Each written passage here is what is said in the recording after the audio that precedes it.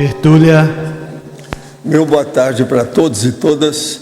Hoje é dia 21 de junho de 2011, terça-feira. O verbete é o 1967. Ele tem 4 páginas, 45 logias e 14 máximas. O tema, quinquênio cognopolita. A especialidade é intrafisicologia.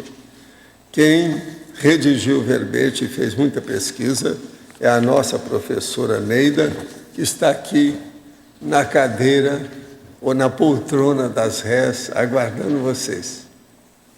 Definologia. O quinquênio cognopolita é período de 5 anos ou um lustro vivenciado pela consciência cidadão ou cidadã da Cognópolis de Foz do Iguaçu, Paraná, procedente de curso intermissivo pré-ressomático, empenhando-se em condições individualíssimas para o cumprimento das cláusulas proexológicas pessoais e grupais. O holopensene cognopolita na condição de conceptáculo evolutivo. A forma holopensênica potencializada. O período crítico do autoconfronto inevitável. O período de autoajustes do cognopolitano. A corporificação da faixa interna prioritária. A potencialização da tarefa do esclarecimento através das gestações conscienciais. A expansão da autocapacidade de agente retrocognitor através da docência conscienciológica. Eu li apenas um trecho. Tem mais de 20 linhas a fatologia. O convívio salutar entre intermissivistas de paraprocedências distintas. O beneplácito da interlúdio. As conexões extrapolacionistas com as centrais extrafísicas.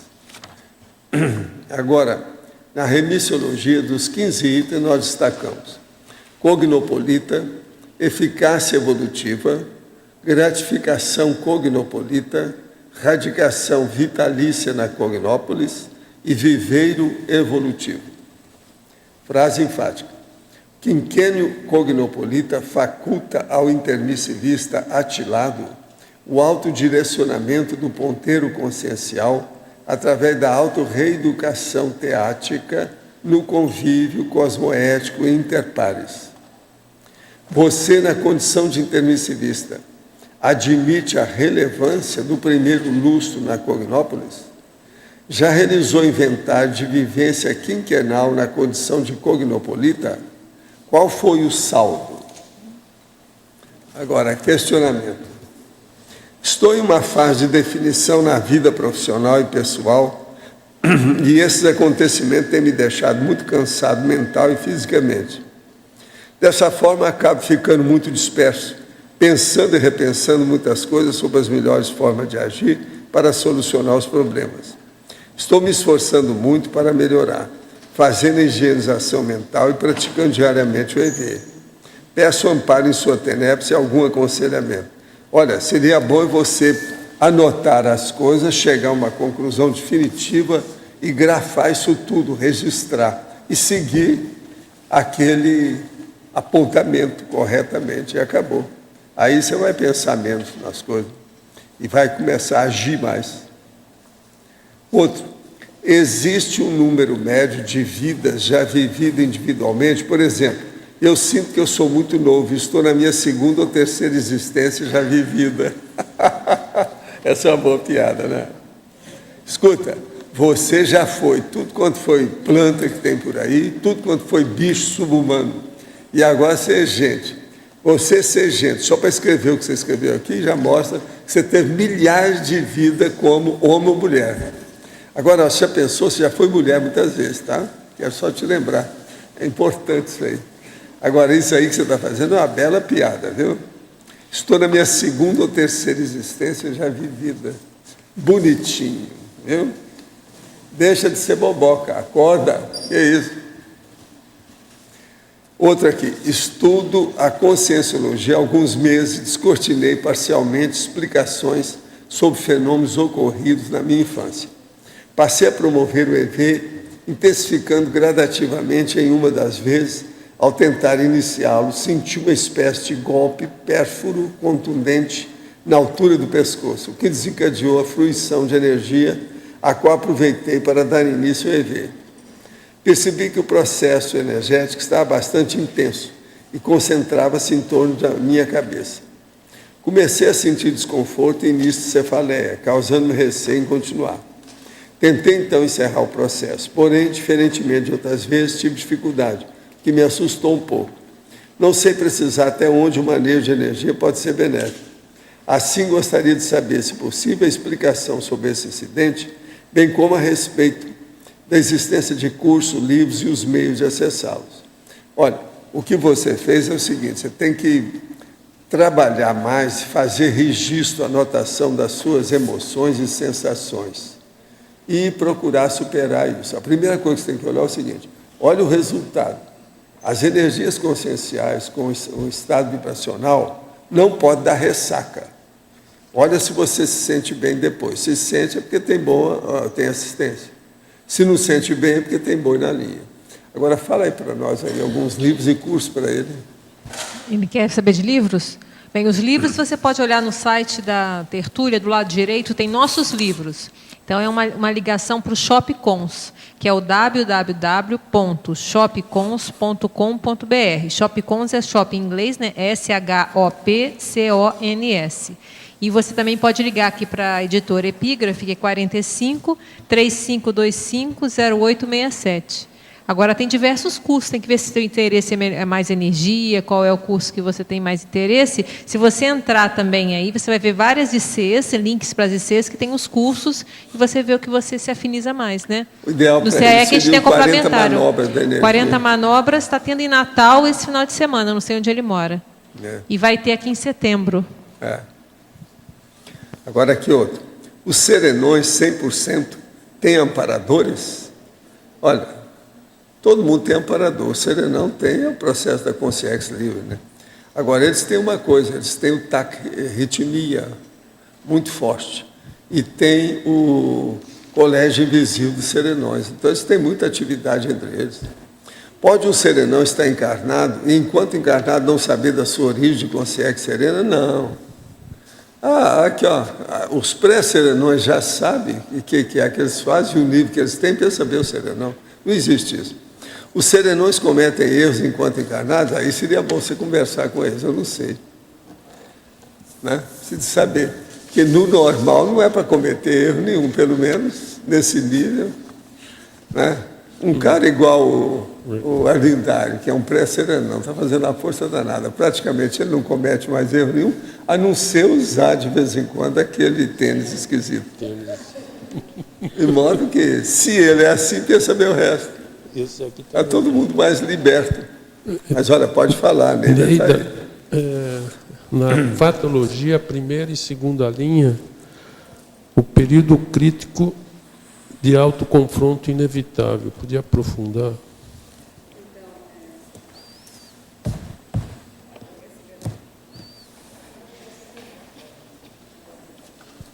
Microfone.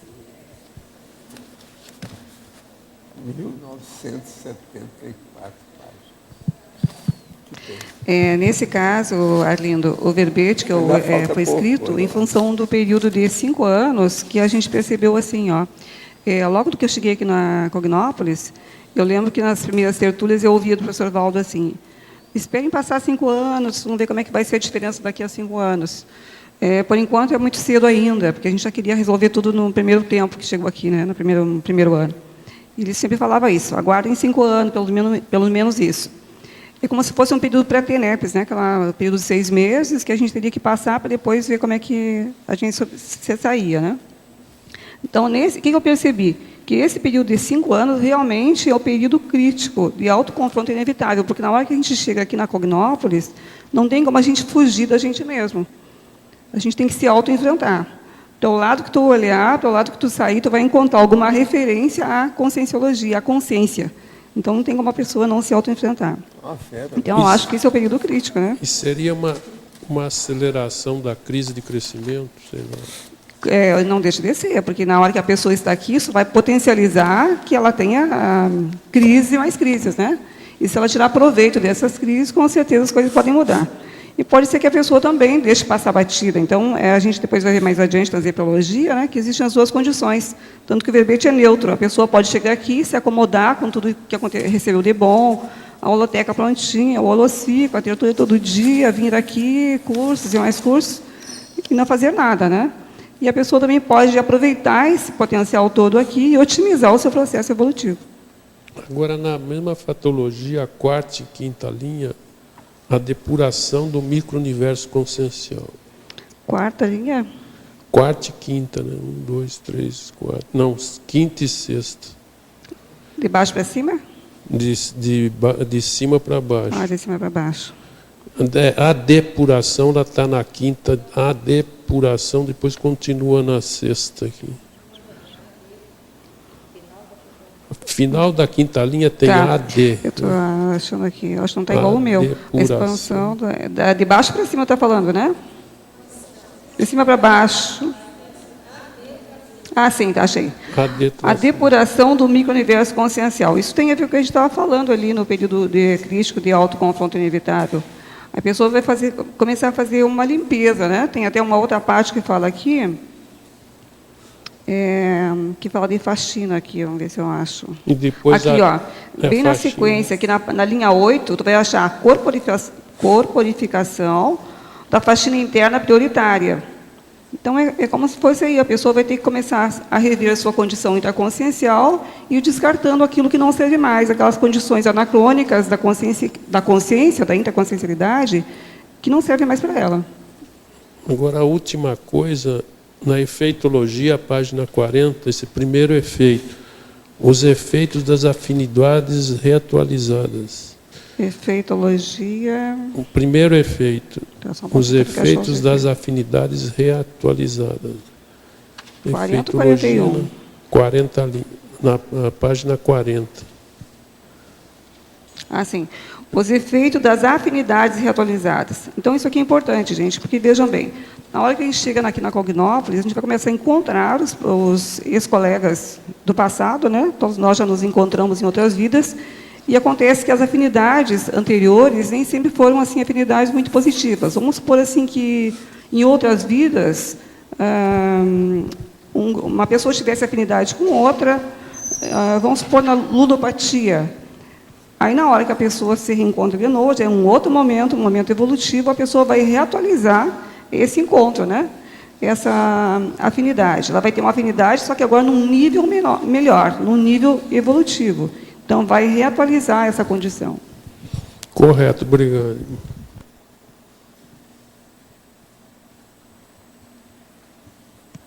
Pode falar, João. Neida, aqui na página 41, lá na parte de cima, na trinomiologia, você pode falar do primeiro trinômio? Neovivências, neoevidências e neoconvicções. Página 41... Trinomiologia. A trinomiologia. O primeiro. Tá, só um minutinho, deixa eu achar a trinomiologia. Vou ter que decorar a ordem aqui. Então, aqui, o trinômio neovivências, neoevidências e neoconvicções. Então, nós já tivemos várias vivências, né, gente, em retrovidas, e até mesmo nessa vida intrafísica, nessa condição. Só que na hora que a gente chega num viveiro evolutivo, que o princípio já é bem mais avançado, né? Essas novas vivências que a gente vai encontrar por aqui só tende a qualificar a nossa intraconsciencialidade. Então, neovivências, novas evidências e novas convicções. Quer dizer, isso vai levar a gente a refletir o que a gente vinha fazendo até então e vai reconfigurar essa nossa condição atual. Como se, na verdade, é como se fosse ter um crescendo, né? A gente vai ter novas vivências, vai ver coisas novas e vai, de certa forma, refletir sobre essas novas convicções. O que serve e o que não serve mais. E fazer aquilo que foi falado antes, uma faxina, né? De certa forma, vai reperspectivar os nossos valores, né? Reperspectivar os nossos valores, de acordo. Isso aí. Obrigado.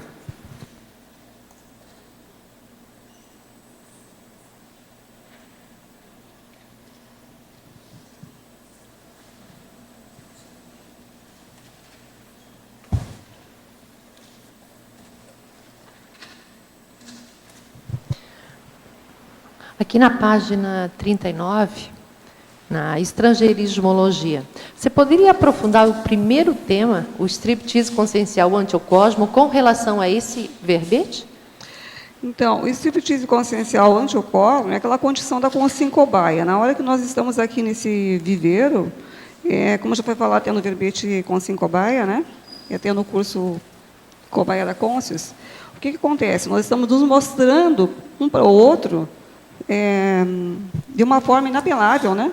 Como consciência. Não tem máscara, gente. É transparência. Então, striptease consciencial. Eu se mostrar como a pessoa é ante o cosmo. E quer queira, quer não, vai aparecer tanto trafores quanto trafares. E às vezes é mais evidente os trafares, né? Só que a gente sabe que todos nós temos trafores, e a gente tem que focar nisso, nos trafores. Então, a gente está se despindo ante o cosmos, se mostrando como consciência e querendo realmente viver a condição consciencial de uma forma mais evoluída. Obrigada. E mais embaixo, na fatologia, de baixo para cima, segunda linha lá, ó. A convergência de objetivos prioritários para viver sadiamente.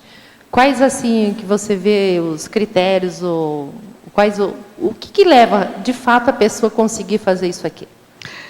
Aqui na Cognópolis, eu acho que tudo facilita, né, Alzira? Você vai olhar um pouquinho mais e dizer assim, ó, a oportunidade ímpar das companhias evolutivas é maior. Isso já é uma condição positiva, né? O que mais vai encontrar? Afinidade cognitiva. A gente vai encontrar afinidade cognitiva com vários grupos, com várias pessoas. E isso vai levar com que a gente faça essa convergência dos objetivos.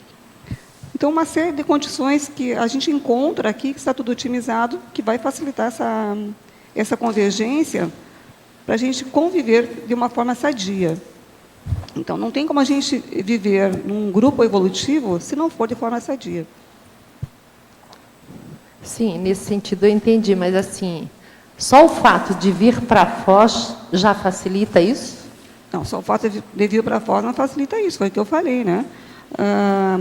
Nós vamos chegar aqui numa condição que a gente já traz, né?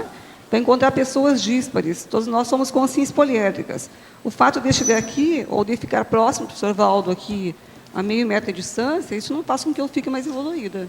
O que vai fazer são as novas reciclagens, os novos propósitos que a gente tem, as novas reperspectivação conscienciais, visando a nossa evolução. Agora, ó, por favor, levanta a mão. Quem é que está aqui na Cognópolis há 5 anos, no lustre? Quem é? 5 anos. Não, com 5 anos, levanta a mão quem está. 1, 2, 3, 4, 5, 6, 7, 8, 9, 10, 11, 12, 13, 14, 15, 16, 17, 18, 19, 20, 21, 22, 23.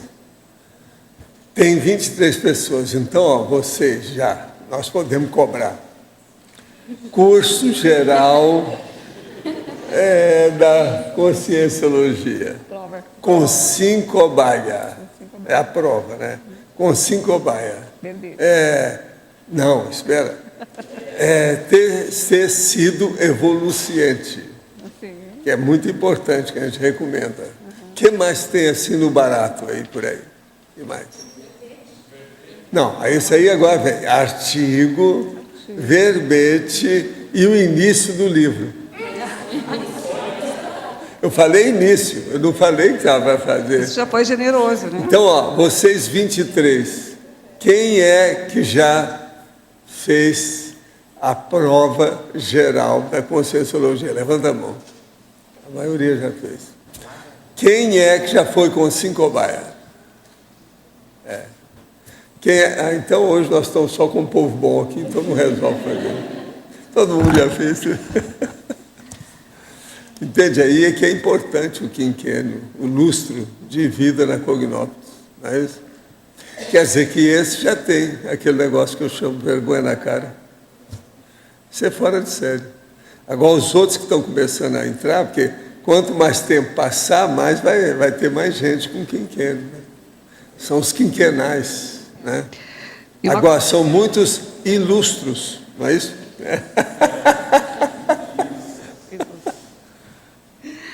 Eu lembro que na apresentação do professor César ontem, ele falou, né, que quando ele olhou para a vida dele, o que ele tinha visto 5 anos antes e o que ele via 5 anos para o futuro, né?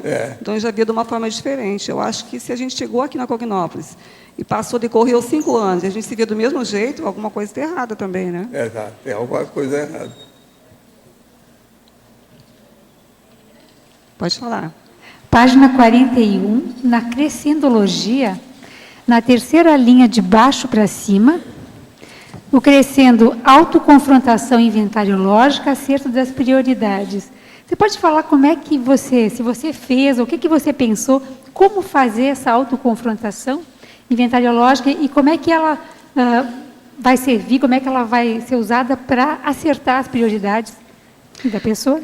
Na verdade, essa autoconfrontação inventariológica, quem podia falar melhor aqui seria a PECs, né? Mas eu posso falar enquanto, lógico, quiser complementar depois.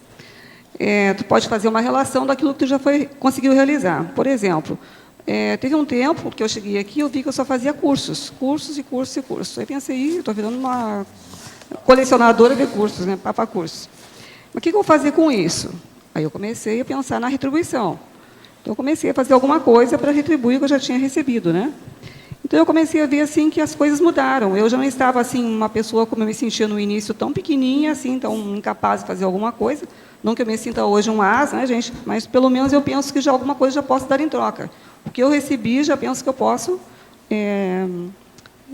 retribuir, né, informar de uma certa forma. Porque eu penso assim, todo o conhecimento que a gente recebe não é para ficar com a gente. Colecionar livro, colecionar conhecimento, curso, faz bem para a gente, mas e os outros que não tiveram acesso a isso? O que sempre te ajudou, Neida, é que você é muito questionadora. Além desse questionador... metia colher de pau em tudo, falava de tudo, desde que chegou aqui. Na verdade, eu não era tão falante, questionadora, mas era muito curiosa, e sempre sempre entrei em tudo, né? Ciscava. Então, em qualquer espaço que me permitisse, eu estava querendo aprender, né? Sempre é uma condição minha de querer aprender. Então, eu vejo assim, Eliana, que essa condição do inventário, daquilo que a gente já fez, como é que a gente era antes, como é que a gente era agora, isso vai fazer com que a gente revise as nossas prioridades.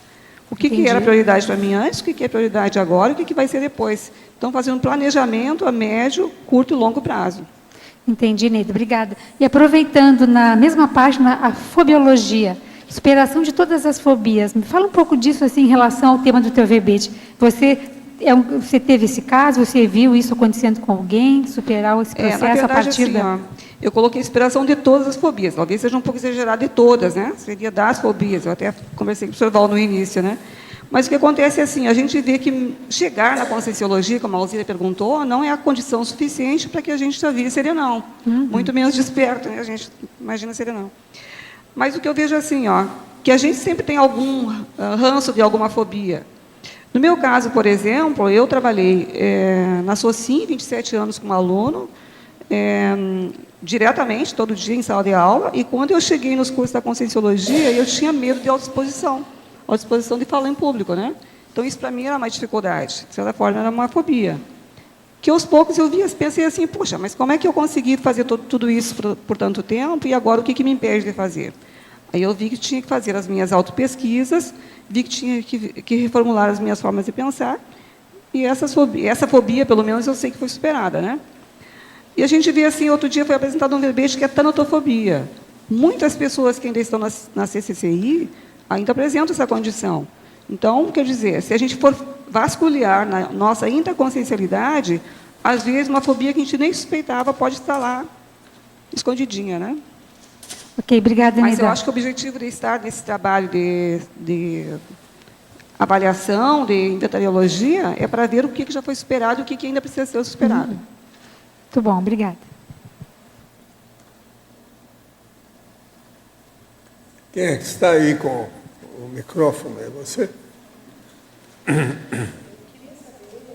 Se você consegue identificar o que vem a ser uma identidade cognopolita, que é um interesse de estudo, né, própria atividade da gente lá no discernimento, entender o que você pode dizer para a gente desses 5 anos, né, a pessoa vivenciando aqui, o que faz dele um cognopolita de fato, né?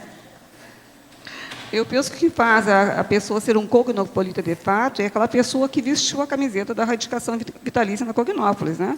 Uhum. Por exemplo, às vezes acontecem condições que a gente pensa assim, no meu caso, gente, desaparece uma oportunidade ótima para eu fazer uma outra coisa fora de Foz. Mudar para outro lugar, fazer outra coisa. Eu penso assim, não. A minha prioridade é estar aqui e fazer a minha caminhada evolutiva. Então, eu penso assim, a minha decisão íntima é essa, daqui para o crematório. Então, eu digo isso para o meu marido, inclusive, né? É daqui para o crematório, não tem outra opção. Digo, se você decidir voltar para outra cidade... Estou imitando. Então, na hora que ele pensa assim, quer voltar para a nossa cidade, quer fazer outra viagem para outro lugar, é contigo. O meu pé continua aqui, até que eu tenha aprendido tudo. Olha, esse clube do crematório nós não vamos fundar aqui, não.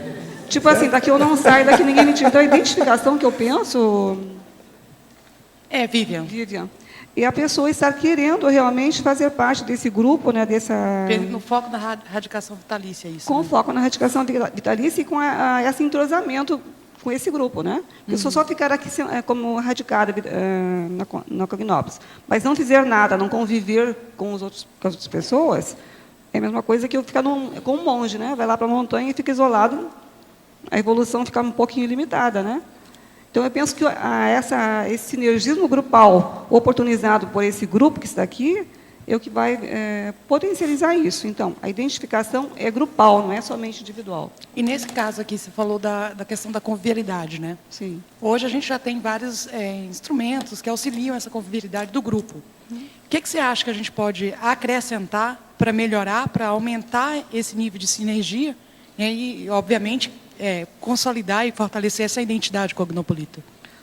Olha, fica difícil dizer assim o que deve acrescentar. Eu não sei se eu tenho a experiência toda para dizer o que deve acrescentar, porque eu penso que essa questão da convivialidade é muito mais intraconsciencial do que externa. Porque tem pessoas e pessoas, né? Temperamentos e temperamentos. Tem umas pessoas que são mais expansivas e outras nem tanto.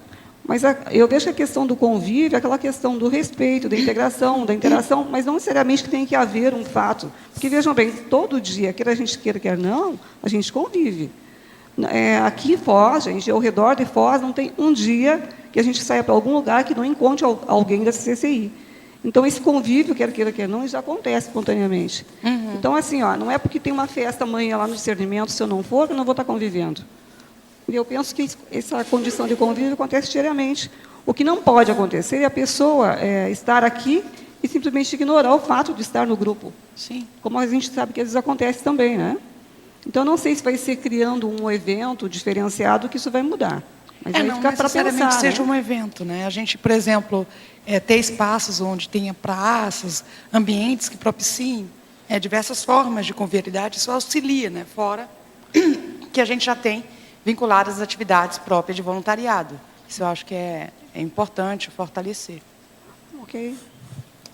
Penso em fazer atares a uma mulher que sofre de culpa pelo fato de não ter avisado seu irmão de uma precognição que teve.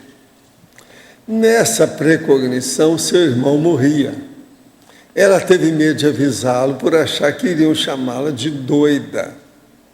Algum tempo depois, seu irmão morreu, assassinado, por ter delatado uma quadrilha do banco em que trabalhava.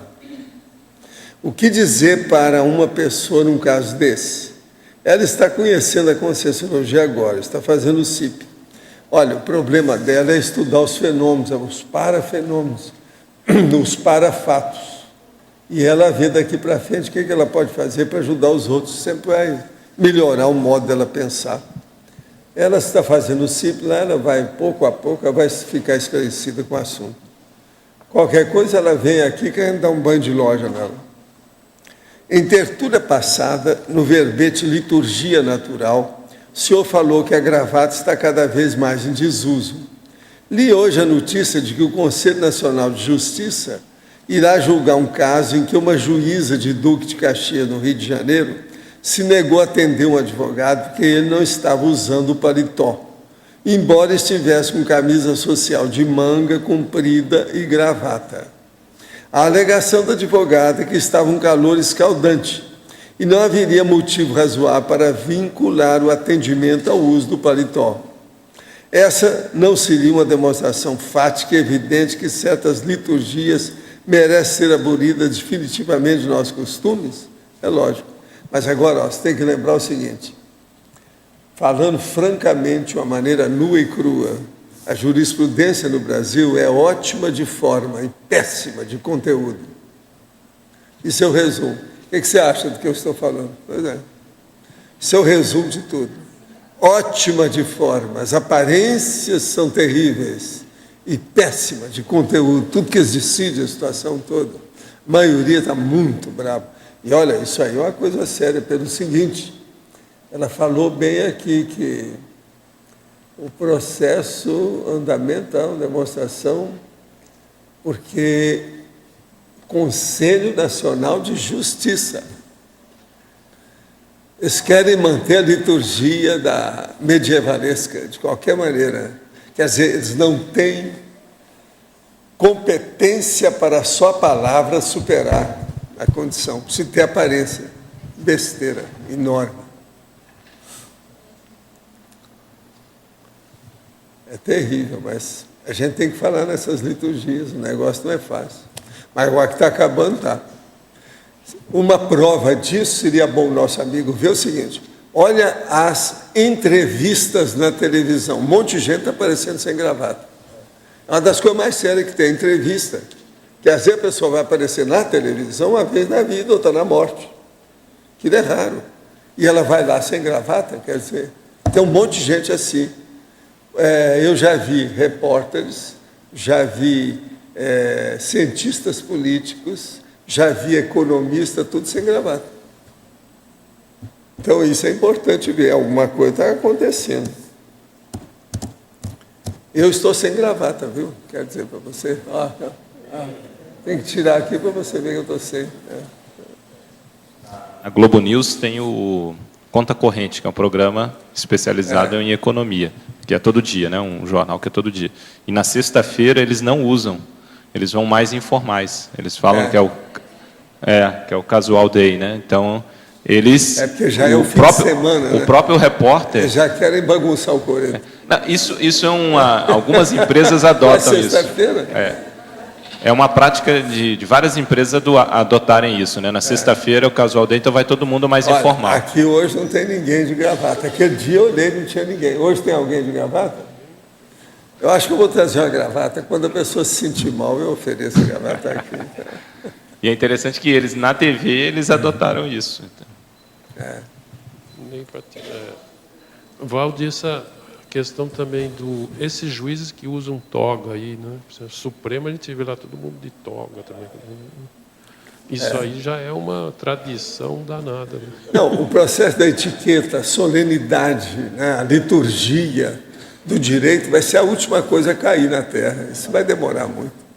Esse povo tudo está muito... Sabe por quê? A forma tapeia o conteúdo.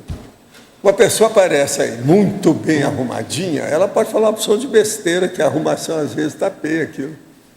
Não é isso? Mas ali tem o sentido de eles se imporem também com aquela roupa, não é? O problema é a loura burra. Você já viu falar na loura burra? Já. Ela é lindérrima, mas é burrinha. Lá está cheio de loura burras, né, dentro desse processo aí. Não, é bem a característica, a loura burra. Agora, uma pergunta... Uma loura que fecha o comércio, mas se ela fala... Pronto, como é que é? Uma perguntinha para a Neida. Na página 39, a última linha, a amalgamação intraconsciencial. Você podia aprofundar? Então, a amalgamação intraconsciencial. O que eu pensei nisso aqui, Arlindo? Não é aquela mistura de elementos, não, viu? Usada na odontologia. Seria a questão da aglutinação, do entrosamento, da harmonização das condições intraconscienciais da pessoa, né? Na hora que a gente chega aqui e começa a fazer reciclagem, levanta muita poeira. Então, o que seria esse serenamento, essa reorganização, para que a pessoa ficasse mais harmonizada. É bom falar para o Arlindo o seguinte, não é magamação, não, é amalgamação. Amalgamação seria a pessoa se apaixonar pelo bandido, por exemplo, seria uma gamação burra. Eu já peguei no Precisa dicionário. esclarecer bem isso. Eu peguei já no Português tem armadilha, dicionário. né? Amalgamação, É um errado. no dicionário, é ligação, fusão, mistura e relacionamento Pois é. estreito. Aqui parece que é mais uma Agora, por questão de incrível que pareça, a acomodamento. gamação também é ligação. Aqui talvez seja um acomodamento da intraconcepção. Isso é que eu Uma acomodação, por isso que eu uma tô falando. harmonização. Sentar o pó, fica harmonizado, né? Correto, está correto. Ela escreveu, está correto. Tá certo.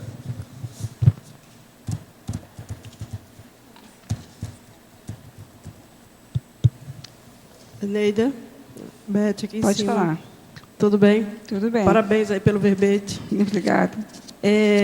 Em fatologia, na página 40, de baixo para cima, da quinta para a quarta linha, você poderia ampliar as circunstâncias oportunas para a qualificação da biografia pessoal? Então, essas circunstâncias oportunas para a qualificação da biografia pessoal é quase semelhante à pergunta que a... Não, a outra menina fez ali. A Vivian? Não. Da Constance ali. Ah, tá. Esqueci o nome. Na hora que a gente está aqui na Cognópolis, Alzira fez, a gente encontra todas as oportunidades possíveis, para a gente pensar bem. A gente tem a condição do voluntariado, tem a condição dos cursos que a gente encontra aqui, tem, por exemplo, assim, o Consim Cobaia. Então, tudo que a gente fizer que possa melhorar, qualificar a nossa biografia, pode ser utilizado. Entendi. Então, acho que a gente tem que pensar nessa... Se a gente olhar ao nosso redor, né, são várias circunstâncias. Por exemplo, estar todo dia aqui no tertuliário, assistindo 2 horas de tertúlia, isso é uma oportunidade de qualificar a biografia de que forma? Na hora que a gente melhora a nossa cognição, né? Não é que a gente vai sair daqui serenona, a gente vai sair daqui desperta, nada disso. Mas a gente vai pensar, vai ler, vai refletir, e essa condição cognitiva já faz com que a nossa biografia, pelo menos um pouquinho mais, ela melhore. Ok, valeu.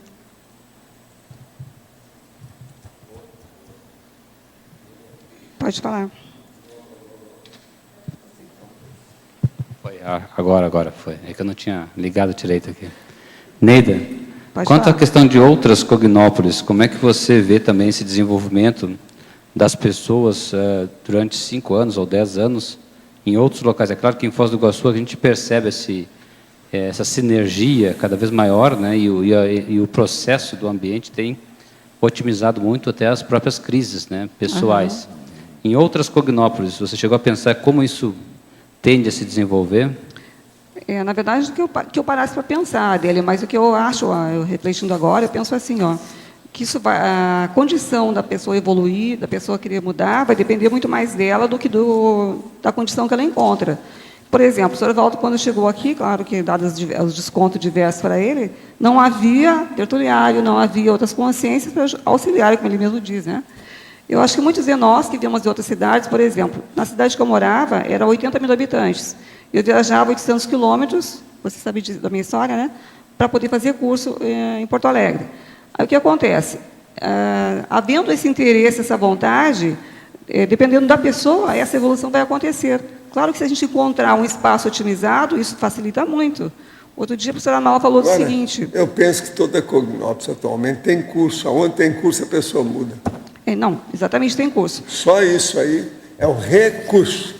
O recurso do curso. Entendeu? Os recursos dos cursos. Porque a tendência é criar uma idiosincrasia específica de cada local, né? E ter essa... Com o tempo a pessoa vai sabendo, né? Como é que é. A gente nota, por exemplo, que a IAC tem muita gente mais culta. É uma característica. São poucos, mas a maioria tem nível cultural elevado. Devido ao processo de poliglotismo, viagem, etc. Tal. Sim, cada um vai ter as suas características, né? Mas eu acho que a evolução acontece independente do local que a pessoa esteja lá querendo, né? Poderia me dizer se uma Comunex avançada em tecnologia poderia ser ao mesmo tempo atrasada moralmente? Sim. Olha o que fizeram aí, que o Einstein mandou uma carta para fazer a bomba atômica. Até hoje está dando trabalho para todo mundo. Agora estão usando isso com eufemismo para a paz. Olha lá o que aconteceu lá em Fukushima, a última. E o Brasil está querendo fazer mais usina nuclear. Vocês já viram aquilo, né? Brasileiro é o seguinte, falou alguma besteira que é pior, eles topam. Tem muita gente no Brasil assim ainda. Qual que é o lado pior? É esse? Então eu vou. É assim. Olha aí. Como é que é possível? A Alemanha já está cortando os negócios todos, vocês viram? Ontem, durante o laboratório de técnicas projetivas, ninguém conseguiu se projetar. No final, pude ver a aura das pessoas, porque é tão difícil se projetar. Por que é difícil para a consciência amparadora dessomada encontrar pessoas desaparecidas, vivas ou mortas? Pois se ela é invisível e imune aos assediadores, pelo fato de estar numa frequência vibratória diferente, poderia se infiltrar na baratosfera sem ser percebida? Olha, isso vai com calma. Não fica arranjando jeitinho, não, que amparador tem muita técnica. Agora, o processo da pessoa ter dificuldade para se projetar, afinal de contas, você está aí há quantos anos dominando um corpo? Você veio para ficar nesse corpo. Sair do corpo com lucidez é exceção. Já é uma coisa difícil, tem que ser difícil mesmo, isso é normal, porque não é o natural da história. Além da falta de vontade da consciência, quais são as causas mais comuns para o impedimento do domínio do EV? Olha, o domínio do EV é falta de vontade. Se a pessoa tem vontade frágil, ela não consegue fazer nada com energia. Nas 39 manobras energéticas, o domínio do EV é uma condição necessária? Não, aí depende do que a pessoa quer, né? Para desenvolver o domínio do EV é violentamente necessário. Muito sério, para desenvolver o processo de parapsiquismo. Agora, para você, gostaria de perguntar à verbetógrafa, a técnica de viver na ilha de ortopensenidade cognopolita, infelizmente, não é situação que todos vivenciam. Portanto, como poderia alguém que vive entre não intermissivistas, com muitos trafares e com alguns trafores, criar sua própria ilha de ortopensenidade? É que, na verdade, eu penso que a pessoa talvez tenha interpretado que essa ilha de ortopensenidade seja a própria Cognófilos, né? Neste caso, eu penso assim, gente, é que, por exemplo, uma ilha, né? A pessoa está numa ilha e aí tem, assim, digamos assim, várias árvores, e a pessoa começa a podar, cortar aquilo ali. O que vai acontecer? Em pouco tempo, ela vai ficar numa situação difícil, né? Se ela começa a poluir aquele local que ela vive também. Então, neste caso, se a gente considerar que nós, enquanto consciência, podemos ser uma ilha de ortopensenidade, o que é ortopensene? É pensene reto, pensene retilíneo. Então, essa é a nossa ilha pessoal. Claro que a gente, estando num grupo que tem esse mesmo propósito, fica mais otimizada essa condição da ilha, né?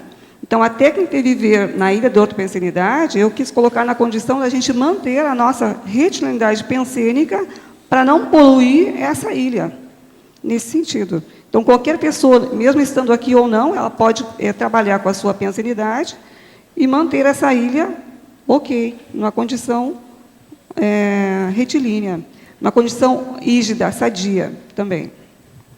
Gente, hoje eu queria dizer que tem uma pessoa que nos ajuda muito, está completando os seus 17 anos. Eu queria que vocês dessem umas palmadas para ela. É aquela moça que está lá naquele canto lá. O nome dela é Lorela.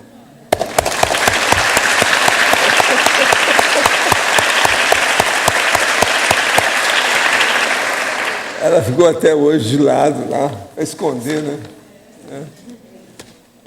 Na área D. Neida, na página 39, em Fatologia, na segunda linha, o período de autoajustes do cognopolitano e, em seguida, o interstício consciencial de autoajustes. Você podia, assim, pela sua experiência, exemplificar, dar umas dicas, como é que é esse período e o interstício consciencial também de autoajustes? Esse período de autoajuste já foi falado com o Arlindo, mas tudo bem. É o período que a gente chega aqui, né? Vai chegar numa condição que tu ainda não vivenciou.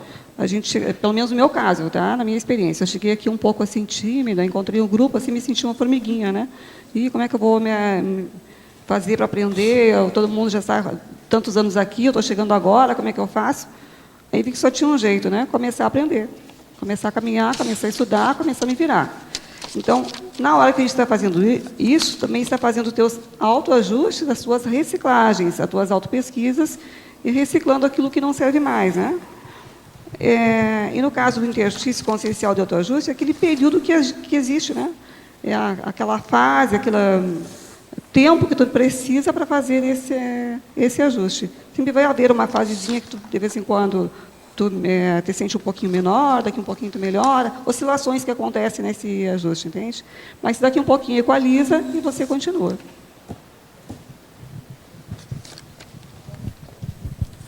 Neida. Pode falar. Pode falar. Neida, eu gostaria de saber aqui na página 40, no item tecnologia, queria que você aprofundasse para mim um pouquinho mais o que é a paratécnica do cultivo das paramizades. A paratécnica do cultivo das paramizades, o nome está falando aí para, né? Então, é uma técnica extrafísica, uma técnica além da técnica comum. E as paramizades também são as amizades extrafísicas. Uma das técnicas que a gente usa, gente, no dia a dia, por exemplo, quando a gente está no voluntariado, né? A gente está fazendo alguma coisa útil. A gente vai contar com a ajuda do amparo de função. Então, a gente vai ter uma paramizade. Na hora que a gente está trabalhando com as dinâmicas parapsíquicas, por exemplo, né? A gente também está tendo uma amizade com o amparador ou com a equipe extrafísica. Independente disso, na hora que a gente se propõe, por exemplo, até escrever um verbete que nem esse, a gente fez uma parceria, né, com um amparo extrafísico para poder colocar isso no papel. Porque, na verdade, gente, não existe uma escrita de mão única. Sempre tem mais que uma, né? E, normalmente, essas informações não são apenas da pessoa. A gente capta as informações. Então, a técnica que eu digo, que eu estou falando, gente, é a captação extrafísica dessas informações e dessas amizades que a gente considera como amizades extrafísicas. Além das físicas que nós temos aqui, claro. Neida. Aqui no B. Fala um pouquinho na página 40, para a fatologia, o beneplácito da interlúdio e também as conexões extrapolacionistas com as centrais extrafísicas de energia. A condição aqui da Cognópolis, né? Nós temos essa condição de ter a superintendência, a anuência, a ratificação da interlúdio aqui na condição de como nexo extrafísica, né? Então, isso nos auxilia bastante.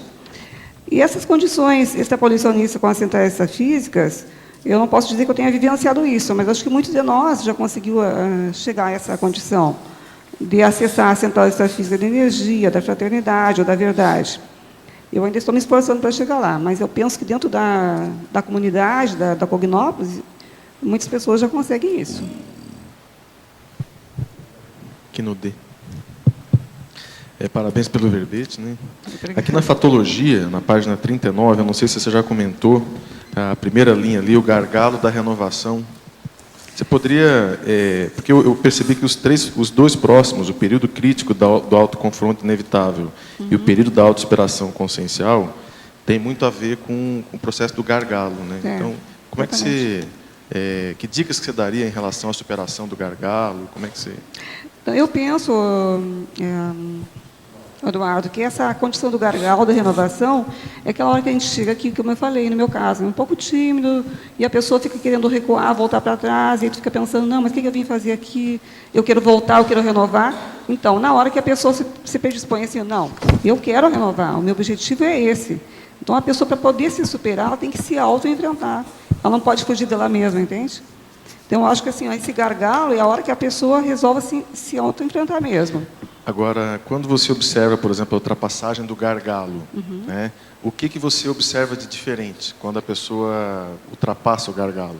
Quando a pessoa ultrapassa o gargalo, ela já se vê de forma diferente. É como se ela tivesse tomado uma vitamina, vamos colocar em termos médicos aí, né? Tomou uma vitamina e ela se sente mais forte, ela vê que ela pode ir adiante. Quer dizer, ela olha para a pessoa que ela foi ontem, como é que ela estava, o que ela mudou e como é que ela está hoje. E essa é a condição ideal? Não, ainda tem muito o que fazer. Mas o que eu posso otimizar mais? Então, nessa condição da superação do gargalo, ela tem que ter muito chão para andar. Você acha que um termômetro, por exemplo, poderia ser o fato da pessoa sofrer menos com as coisas ou ter menos descompensações com questões que antes ela se descompensava mais e hoje ela consegue manter a na verdade, máxima. isso vai haver um reequilíbrio, né? Tanto somático quanto holossomático, principalmente holossomático, né? Mas a condição de sofrer ou não vai depender da personalidade da pessoa, né? Eu penso que há esse reequilíbrio. A pessoa está mais forte, como eu disse, né? A questão da vitamina que eu brinquei contigo. Então, a pessoa está mais forte, mais reequilibrada, e ela vê que do chão não passa, então ela continua. Obrigado. Neida, pode falar. Você coloca acertos das prioridades em 2 momentos. Um na fatologia, logo após essa questão Qual aí... é a linha, Rosa? A fatologia, página 39, na terceira linha tem acerto das prioridades. E ele vem, assim, numa sequência, após o gargalo, após as medidas preliminares evolutivas. Tá. Depois você retoma, lá na crescendologia, na 4ª linha, o crescendo, autoconfrontação inventariológica, acerto das prioridades. Então, já está num contexto aí. Eu queria saber, assim, se você tem uma técnica, como é que você faz esse acerto das prioridades? Depois de passar do gargalo, tem muita coisa para você fazer, né? Claro. Como é que você faz isso? Essa também já foi comentado, isso aí, não, alguém já perguntou sobre esse crescendo, e realmente ela aparece 2 vezes, né? Não é hábito a gente repetir. Bom.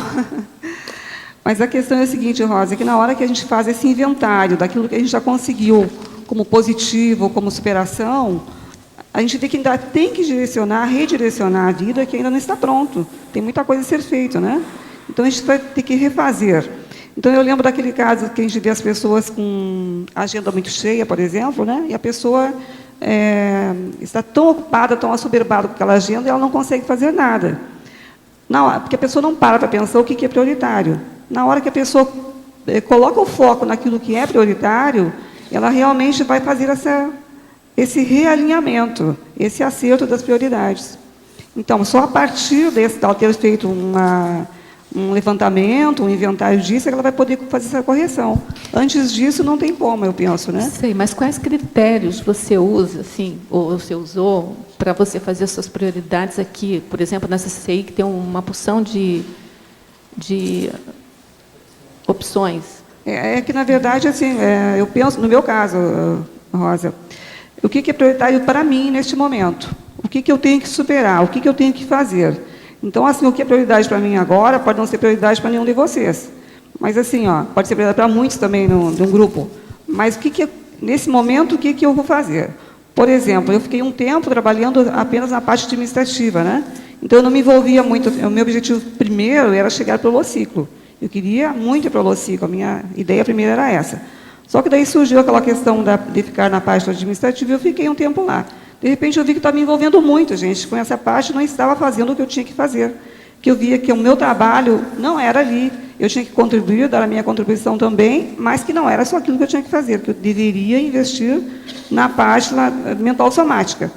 E comecei a me dedicar mais a isso. Então, eu priorizei esse lado, priorizei também a docência, que eu tinha dado aulas e depois tinha parado, priorizei outras coisas, e eu acho que por aí começou o meu realinhamento. Quer dizer, qual que é a minha prioridade? Eu trabalho de retribuição, daquilo que eu já sei, como eu falei lá antes, dos cursos que eu já fiz, né? Daquilo que eu já aprendi, retornar para que outras consciências também possam aproveitar esse conhecimento e também evoluir. Neida, você cita aqui na questionologia o inventário, né? Não sei se talvez citem mais coisas, mas o inventário, de qualquer forma, é fundamental fazer um inventário no quinquênio, né? Agora, o que você levaria em conta de componentes desse inventário? Quais são as coisas principais? Realmente, Arlindo, a questão do inventário ela é prioritária não só de 5 em 5 anos, mas em qualquer situação. Tu pode fazer um inventário anual, pode fazer mensal, a condição é você que estabelece. Aqui eu coloquei porque o tema é esse do quinquênio cosmopolita, né? Deve ser feito sendo, não é mas só os critérios que eu levo em conta são aquelas condições, o que eu já superei e o que eu ainda preciso superar. Entende? O que eu já consegui até agora, o que eu posso fazer mais, de que forma eu posso contribuir de uma forma mais otimizada. É por aí. Mas, por exemplo, essas coisas da conscienciometria, essas coisas talvez sejam mais fundamentais, não sei se... Eu acho que vai depender da pessoa. Eu passei pelo Consim Cobaia uma vez, lá num curso da Conscius. Mas eu falei já no verbete passado, não sei se você está presente, do Consim Cobaia, que eu não enfoquei apenas o aspecto da Conscius. Eu penso que, na hora que a gente está aqui, essa é a condição de cobaia maior. Porque na hora que a gente teve que escrever, pesquisar o tema, escrever o verbete, vir aqui apresentar, todos estão assistindo, independente daquele grupo menor, que é, não desfazendo do trabalho de vocês, Alzira. Eu acho assim que quando a gente faz o Consim Cobaia, o grupo está restrito, vamos supor lá, 20 pessoas. Aqui não sei quantos tem hoje, gente, mas poderia ter mais. Muita gente está ouvindo online, isso aqui está sendo gravado. Então, que exposição maior do que essa, como cobaia? A gente está de cobaia sempre, né? Aí eu fazendo pergunta aqui, eu sou uma cobaia. Exatamente, todos nós somos cobaia. Quer queiramos, quer não. Tá ok.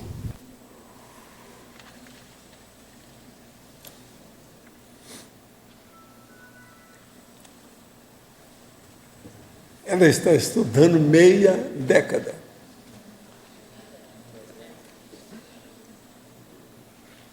Vamos ver a próxima meia década. Não é isso?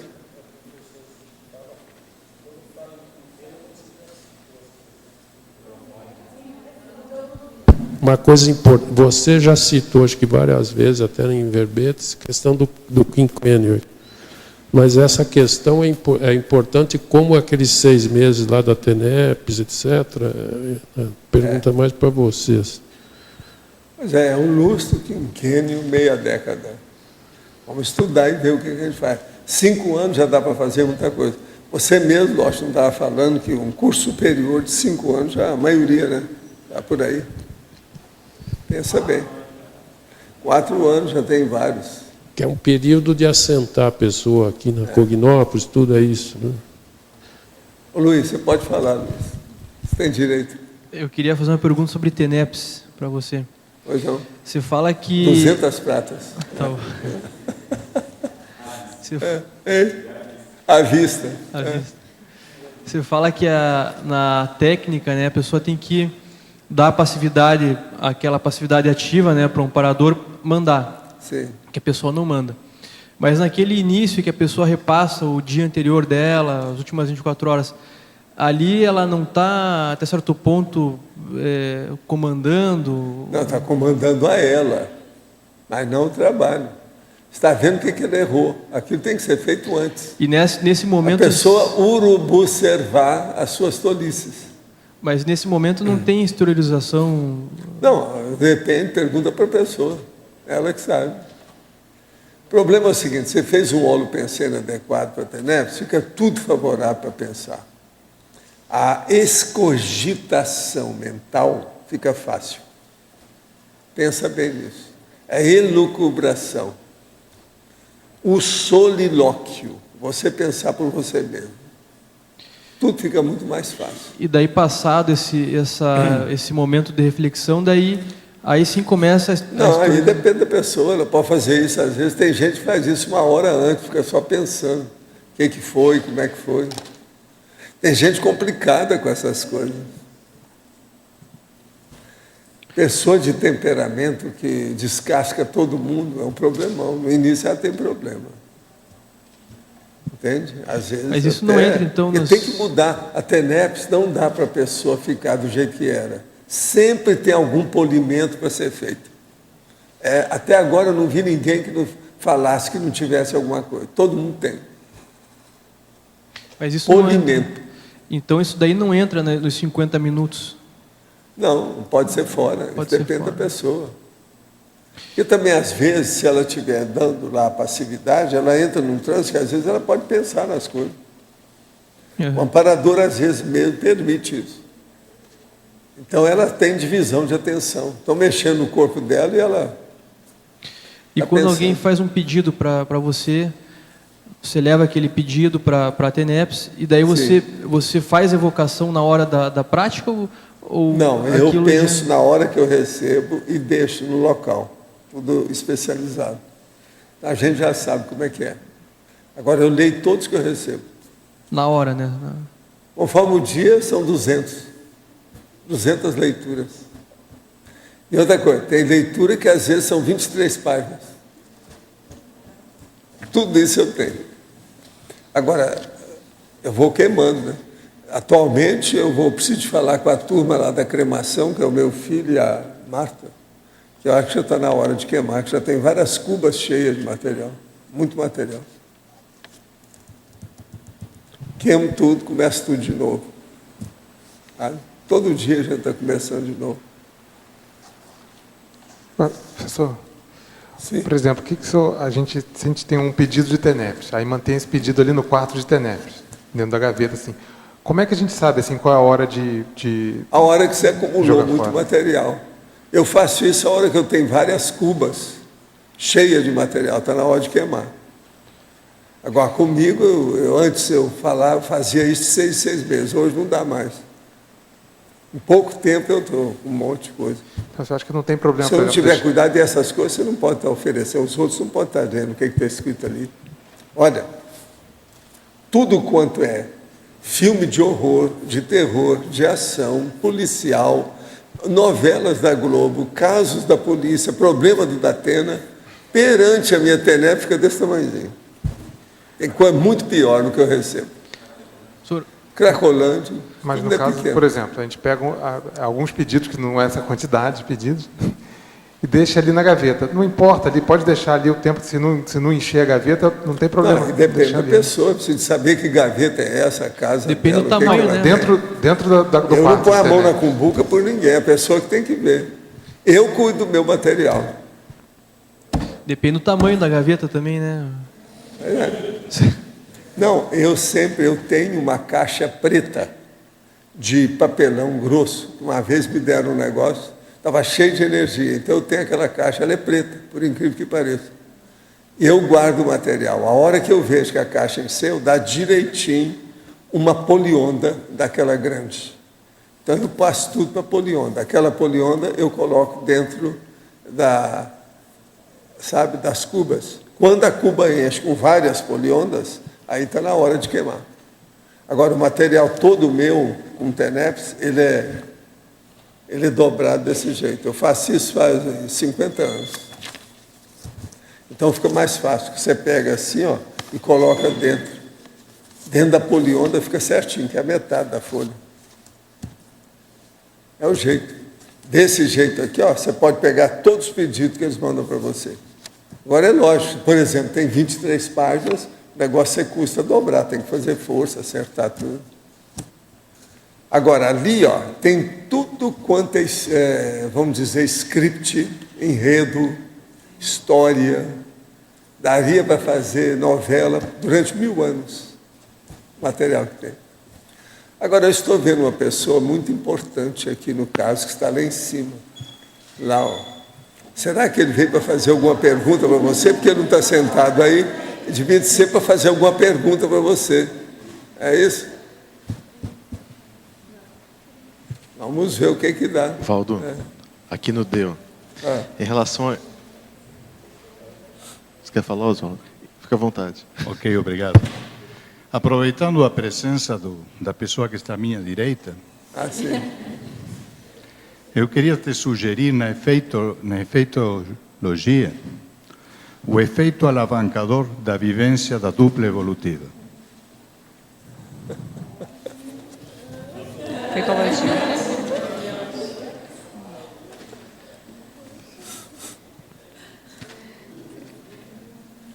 Em homenagem a ti, Oswaldo, vou colocar aqui, vou complementar, viu?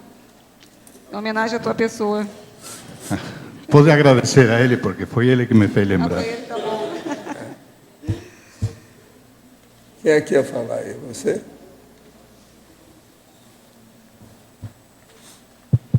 Valdo, parece uma pergunta meio boba, mas como é que você queima os papéis da TENEPS? Que técnica você usa? É feito um local que é um forno crematório que eles fazem. Forno mesmo? É, tipo forno crematório. Eu sempre usei esses anos todos lá em cima, lá naquele barraco que tem lá no sedimento. Bem longe, né? É. Agora, tem uma equipe já, doutora no assunto. Um que tem ajudado muito esse cara aqui, ele sabe tudo sobre o assunto. Fala aí, como é que vocês fazem? Flávio sabe tudo. Ele tem nos ajudado muito, muito tempo.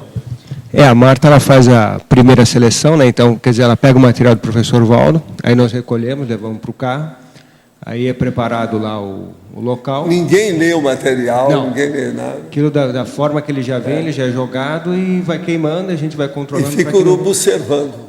Joga fogo. Sim, não. Aí, como é papel seco, ele já queima automaticamente, não precisa de álcool, né? Então ele já vai queimando, aí tem uma madeira ou uma ferramenta ali que a gente vai estimulando tipo o fogo forno. com oxigênio. É um exatamente. forno mesmo. É um forno. dentro da churrasqueira. Teve uma vez que acumulou, que vocês demoraram um dia inteiro. Sim, dependendo do volume, nós temos que ir no dia seguinte checar se não ficou nenhum papel não queimado. Isso é quando tem muito. E voltamos a mexer, porque faz um volume muito grande. A primeira vez teve um volume enorme. Foi. Foram acho que 2 viagens de carro. Agora o Arthur sempre E o carro me do ajudou Arthur não. nisso. E o carro do Arthur, que é uma van. Sempre me ajudou. E estava bem cheio. Então esse processo a gente cuida desde o início até o final, para que não fique nenhum resquício. resto. Aí depois as cinzas ali são, a gente pede o pessoal da manutenção do CE, que faz a limpeza e joga É bom fora. a gente falar para eles, nós estamos acostumados com isso, somos da Inquisição, especializados. Mas de uma maneira mais... Até de cremação somos cremação especialistas. Muito embora não tenhamos um crematório oficial. Entende? Só papel,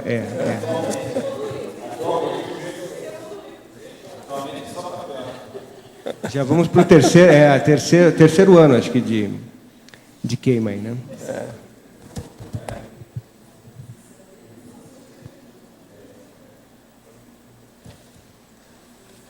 Quem é que está com o microfone agora?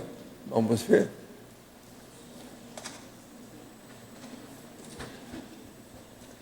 Pode falar, João. Já que o assunto é TENEPS, perguntar para a Neida. Neida, eu não sei se você já era tenepsista antes de vir para Foz. Sim. Você era? Já. Você sentiu alguma diferença na sua TENEPS antes e depois de ir para Cognópolis? Com certeza. Pode falar disso? Eu iniciei a TENEPS em 2003 e eu mudei para cá em 2004. Em dezembro de 2004. Hoje, nesse período, completo 6 anos e meio aqui em Foz. Então, a diferença é inigualável, gente, porque muda, a gente está num Holopensene completamente otimizado, né?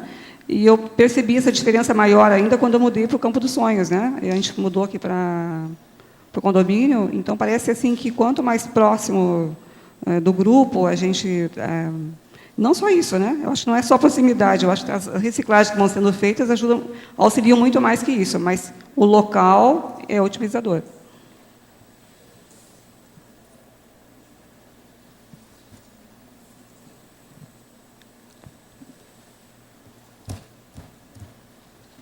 O pessoal está sabendo tudo hoje aqui em Goiânia, né? O pessoal está sabendo tudo aqui em Goiânia. Para mim, eles estão com medo aí do médico, né? Do Avicena. O médico que tem 1000 anos, ele tem 1 milênio aqui. Mas a turma fica aí mais séria. Eu virei para cá um pouco, assim, para pegar essa turma daqui. Neida. Oi. É Marilza aqui. Pode falar, Marilza. Eu queria, por favor, que você aprofundasse os períodos de interstício consciencial de autoajuste. Qual é a parte que você está falando? Na 39, em Fatologia, terceira linha, logo no princípio.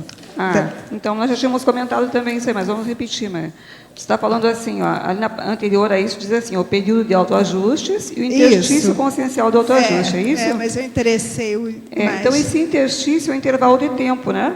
A gente leva um tempinho para se acomodar, para fazer essas mudanças. Então, acontece isso.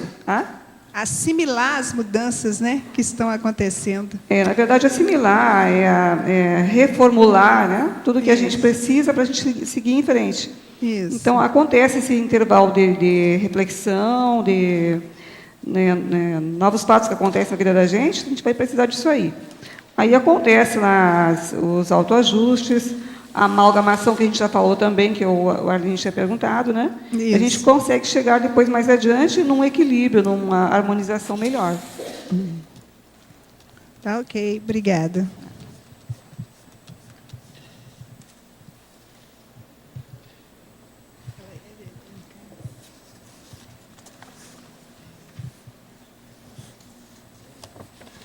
Neida, você com o inventário, né, que você até fala aqui na questologia, o que você tem, assim, o que você pode dizer, assim, em geral, assim, de pontos positivos, o que é mais difícil, o que é mais fácil para a pessoa que vem para Foz, no inventário, assim, de uma forma geral, assim, um balanço que você faz? O que é mais difícil, o que é mais fácil? O que é mais, quais são os gargalos, assim, mais comuns, o que você achou que é mais difícil, o que é mais facilitador dentro da cidade, da Cognópolis aqui?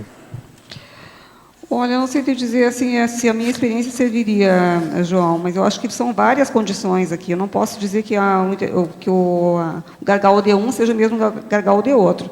Mas uma coisa que eu vejo que pega bastante é a condição da organização, principalmente a organização financeira, para que a pessoa sobreviva aqui em Foz.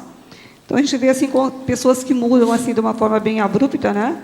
Sem pensar nessa condição, e a pessoa chega aqui e vai precisar trabalhar depois fora para poder sobreviver, e a pessoa às vezes não consegue dar conta do voluntariado, da Proex que ela veio fazer aqui, e ela simplesmente ela se perde, né?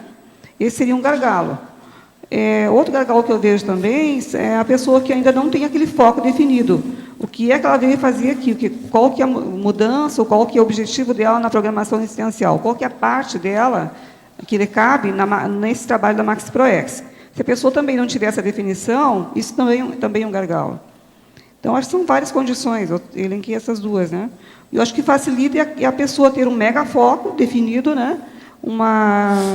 Fazer um levantamento periódico das suas prioridades, daquilo que a pessoa já conseguiu, daquilo que tem que mudar, para que ela se mantenha nessa linha, né, de renovação. Não sei se é isso, queria saber, João. Neida, Oswaldo de novo aqui acima. Pode falar, Oswaldo. Tem um outro aspecto que eu gostaria que você fale um pouquinho dele, que tem muito a ver dentro desse quinquênio, que é a integração da pessoa também com o resto da sociedade de Foz do Iguaçu. Como você vê isso? Eu acho que já tem alguma parte que fala disso aqui, Oswaldo. Deixa eu achar onde que é. Interação com a sociedade. Aqui, ó.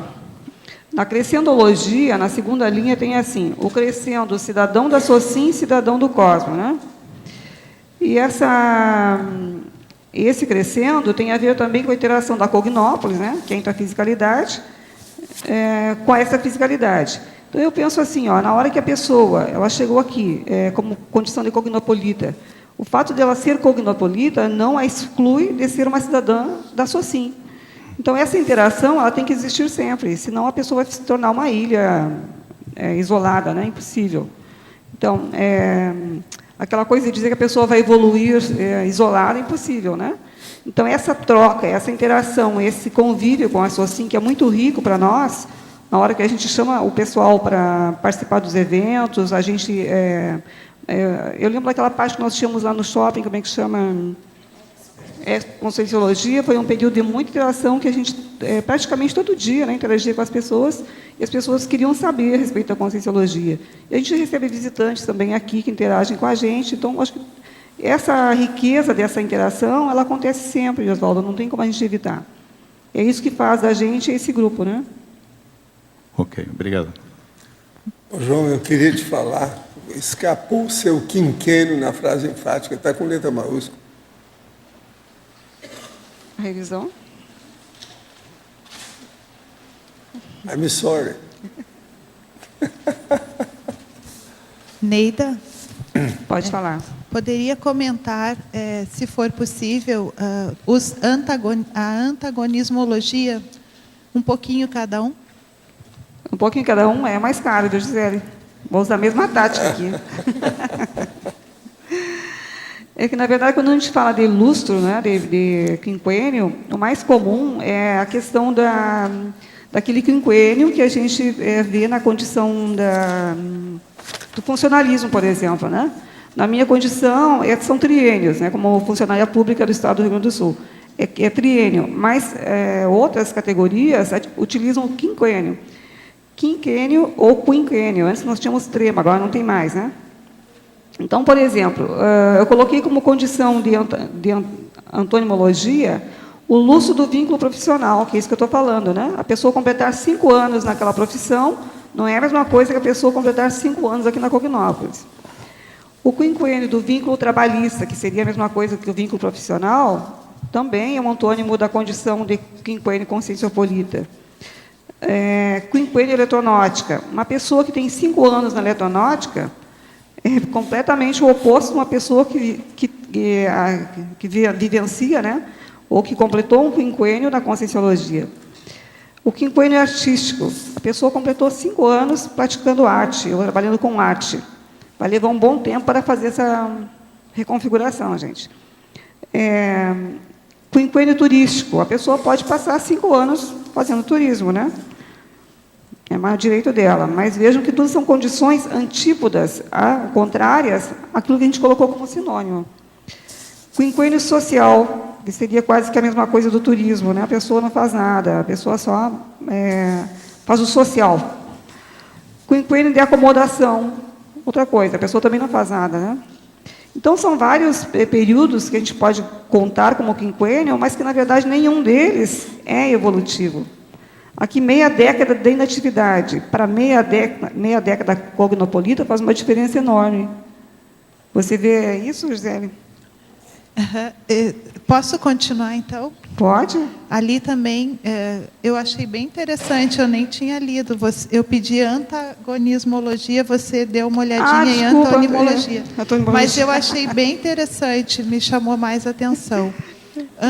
Antagonismologia. Vamos lá. Eu gostei muito desse aqui, oásis paradisíaco, mas depois eu li todo, se você também tiver a oportunidade de comentar. Posso comentar. Então, antagonismologia. Foi furo, viu? Mas eu achei muito bom, muito bom. Então, esse antagonismo aí da consincobaia espectadora e da consincobaia realizadora. Se você olhar a exemplologia, diz assim, ó, quinquênio cognopolita básico. A mudança da consim para cognópolis, vivenciando a condição de frequentador habitual dos cursos regulares da conscienciologia, sem apresentar resultados pesquisísticos mínimos.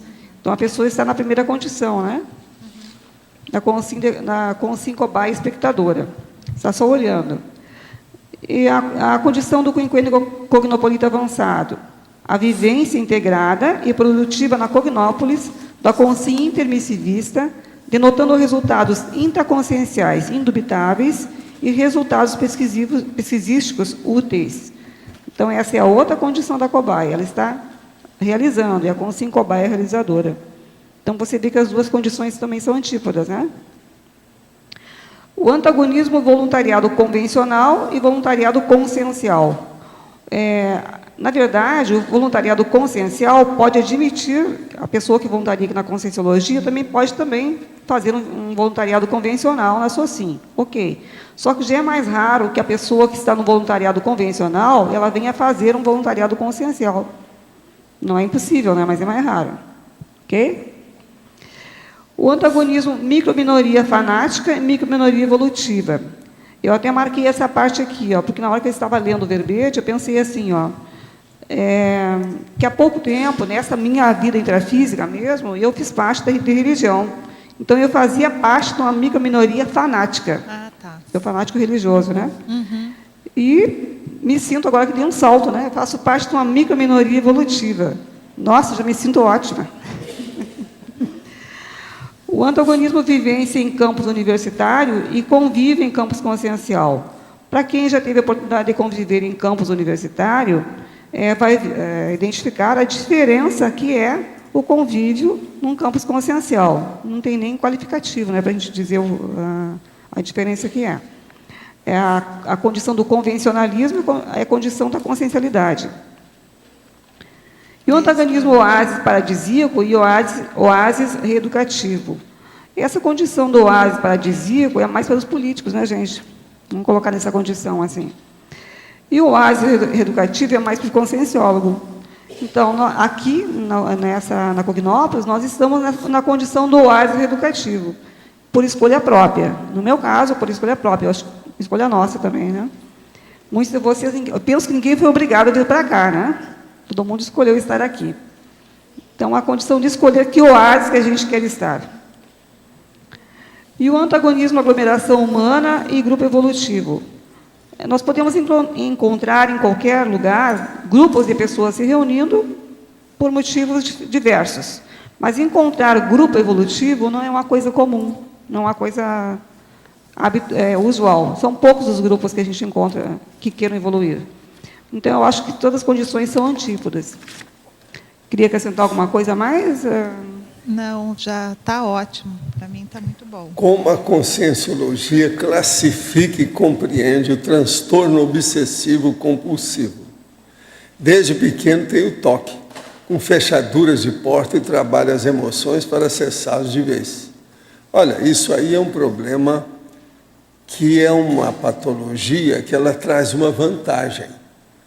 Uma pessoa que é inteligente, ela vai ver que o toque faz ela estar organizada com a patologia errada. É só ela se organizar contra a patologia certa. Não tem problema nenhum. Porque a pessoa, geralmente, ela já é atenta a alguma coisa. A patologia exige isso. Então, o seu problema agora é de se auto-organizar melhor. Nunca mais pense em fechadura desse jeito que era. Da agora para frente, acabou. Estabeleça isso como sendo um recurso definitivo para você mesmo. Que você deve ter boas tendências para ser auto-organizado e disciplinado. Todo mundo tem toque, tem essa tendência. Precisa de saber canalizar o negócio certo, só. Gostaria de saber se o senhor já teve contato com o livro Psychology of Intelligence Analysis, de Richard Royer Jr. Esse livro era voltado inicialmente para o uso de oficiais da inteligência do governo americano. Se teve, qual seria a sua avaliação sobre o conteúdo do livro? Não, eu não vi, eu já vi falar no livro, mas não conheço. Minha filha, Luana de Franco, 24 anos, mora há 4 anos em Nice, na França, e foi diagnosticada como sendo bipolar e está em crise. O senhor poderia falar um pouco sobre esse assunto? Como nós, pais, podemos ajudar? Estou fazendo de tudo para ir até lá. Quando você chegar até lá, dá um jeitinho dela fazer exercício físico, ela cuidar de si mesma com a situação e olhar como é que são os interesses dela na vida, para ver que a bipolar é o seguinte: ou a pessoa entra numa depressão ou ela fica superexcitada. Quase sempre a situação é essa. Se examinar quando é que ela já teve isso, o que é que tem, por que foi, qual o fator desencadeante, e ela começar a melhorar isso aí. Através de quê? De se organizar para frustrar o processo. Quer dizer, na hora que a coisa está começando a dar, principalmente na depressão, que ela está começando a ficar, ela mudar o pensamento, mudar o ambiente, as coisas todas que ela faz. Agora, outra coisa, é bom arranjar para ela fazer exercício físico, desintoxicando, fazendo exercício, isso ajuda demais a pessoa. Vale a pena, e tem razão uma coisa com a outra, a parte física com o processo mental. Ajuda muito no processo bipolar. Agora, para a nossa verbetógrafa, quais os critérios que você utiliza no dia a dia para uma interassistencialidade de alto nível, 24 horas? É que, na verdade, eu não sei se eu já cheguei nessa condição de interassistencialidade de 24 horas, né, gente? Mas eu tenho me esforçado. Eu penso que na hora que a gente tem os melhores pensamentos, os melhores sentimentos, as melhores intenções e também, não só a intenção, porque só a intenção não resolve, né, gente? A prática no dia a dia da retinidade pensênica, do equilíbrio holossomático, eu acho que isso ajuda bastante. E eu acho que a interassistencialidade, gente, o que mais ajuda é a questão do exemplarismo. Porque, na verdade, na hora que eu posso tentar, assim, vou fazer uma assistência para o fulano, mas eu não sei o que o fulano está precisando. Mas, na hora que eu estou dando o meu exemplo, eu acho que essa é a maior assistência que eu posso prestar. Na hora que eu posso dar um exemplo bom, claro, né? Se eu der um exemplo ruim, também não vai resolver, né? Agora, uma coisa séria da Neida é que ela estudou, por exemplo, na hominologia, ela fala de 6 tipos de homines específicos, fora os outros. Mas observe, Homo sapiens cognopolita, Homo sapiens cognitor, Homo sapiens autocognitor, Homo sapiens retrocognitor, Homo sapiens cognocrata, Homo sapiens homini cognitor. Ela andou estudando para chegar no estudo, colocar tudo junto aqui, para ter o processo. E é o problema mesmo de cognição, porque o processo é quinquênio cognopolita, está tudo certo. Então, a cognição e o bairro do saber, como nós chamamos, aqui o povo vê o nome bairro do saber. Cognópolis. Neide. Pode falar. Você já falou que nessa questão do inventário, né, após o primeiro quinquênio, cada caso é um caso, tem que depender da prioridade da pessoa, né, das metas da pessoa. Mas, assim, você pensa que pode haver, assim, alguns itens, algumas variáveis em comum que devem constar dessa autoinventariologia após esse primeiro lustro de vivência aqui na Cognópolis? Você acha que isso ajudaria a pessoa? Além das metas pessoais dela, é lógico, mas algumas variáveis, você está entendendo o que eu estou perguntando? Algumas variáveis, alguns itens que poderiam ajudar a pessoa a fazer uma primeira avaliação do resultado, da performance, né, do benefício dela ter vindo aqui para Cognópolis Foz. Eu penso que uma das variáveis importantes é a questão, primeiro, da autopesquisa, né? O que eu já consegui mudar. Depois disso, como é que está a questão da minha cosmoética? Como é que ela é hoje? O que eu ainda também preciso reciclar? O que mais que entraria como variável importante? O que eu já retribuí daquilo que eu recebi? Isso também para mim é importante. Isso são algumas variáveis que eu considero, Cris, mas acho que tem muito mais. Na verdade, eu não foquei em elencar essas variáveis todas, mas se a gente for pensar, tem uma série. E se a gente for ler a Enciclopédia da Conscienciologia, vai encontrar muito mais, né? O nosso professor aí não estava querendo falar? Por favor. Pode falar. Eu sou retardatário, talvez a questão já tenha sido levantada. Como é que você vê, por exemplo, a questão do intermissivista, que é voluntário, mas que, por exemplo, como no caso da IAC, não tem a possibilidade de se tornar cognopolitas? Como é que é? Não entendi. É o intermissivista que não é cognopolita dentro da questão da realização da prática. Está falando que não mora em Foz, é isso? Que não mora aqui na Cognópolis, ou em outro campus, né? Nós temos outras Cognópolis, né? Isso. Mas vamos supor que a pessoa não está morando em nenhuma Cognópolis, é isso? Isso. Mas é voluntária, ativa, participante. Sim, nós já tínhamos conversado isso antes. A pessoa, ela pensa que essa condição depende muito mais da consciência do que do local, entendeu? O local ajuda, otimiza, mas o que muda mesmo, o que a mola propulsora é a vontade. Então, a pessoa, eu estava colocando um exemplo agora, quando eu falei antes. Eu morava numa cidade a 80 quilômetros da cidade que oferecia cursos. Minha cidade não tinha nada de Conscienciologia, nem sabia da existência. Foi descobrir por um livro. Depois eu descobri que havia em Porto Alegre, a capital. Eu viajava 600 quilômetros para fazer os cursos lá, que é final de semana. E eu trabalhava durante a semana toda. Depois, mais adiante, quando eu me aposentei, é que eu fui procurar me informar mais, descobri aqui o CAEC, e disse, não, é aqui que eu quero ficar, porque eu estava aposentada já nesse período. Mas eu penso assim, um intermissivista que não está aqui agora. Hoje em dia, gente, a internet, com a internet, né, na era da internet, os meios de comunicação é muito fácil acesso ao conhecimento. Naquela época, os livros eram escassíssimos. Para conseguir um exemplar na minha cidade foi uma dificuldade. Mas hoje em dia não é. Então, se a pessoa tiver interesse, a pessoa pode buscar cursos, pode buscar livros, pode ler, pode se informar, e isso não vai ser problema para ela, se ela quiser.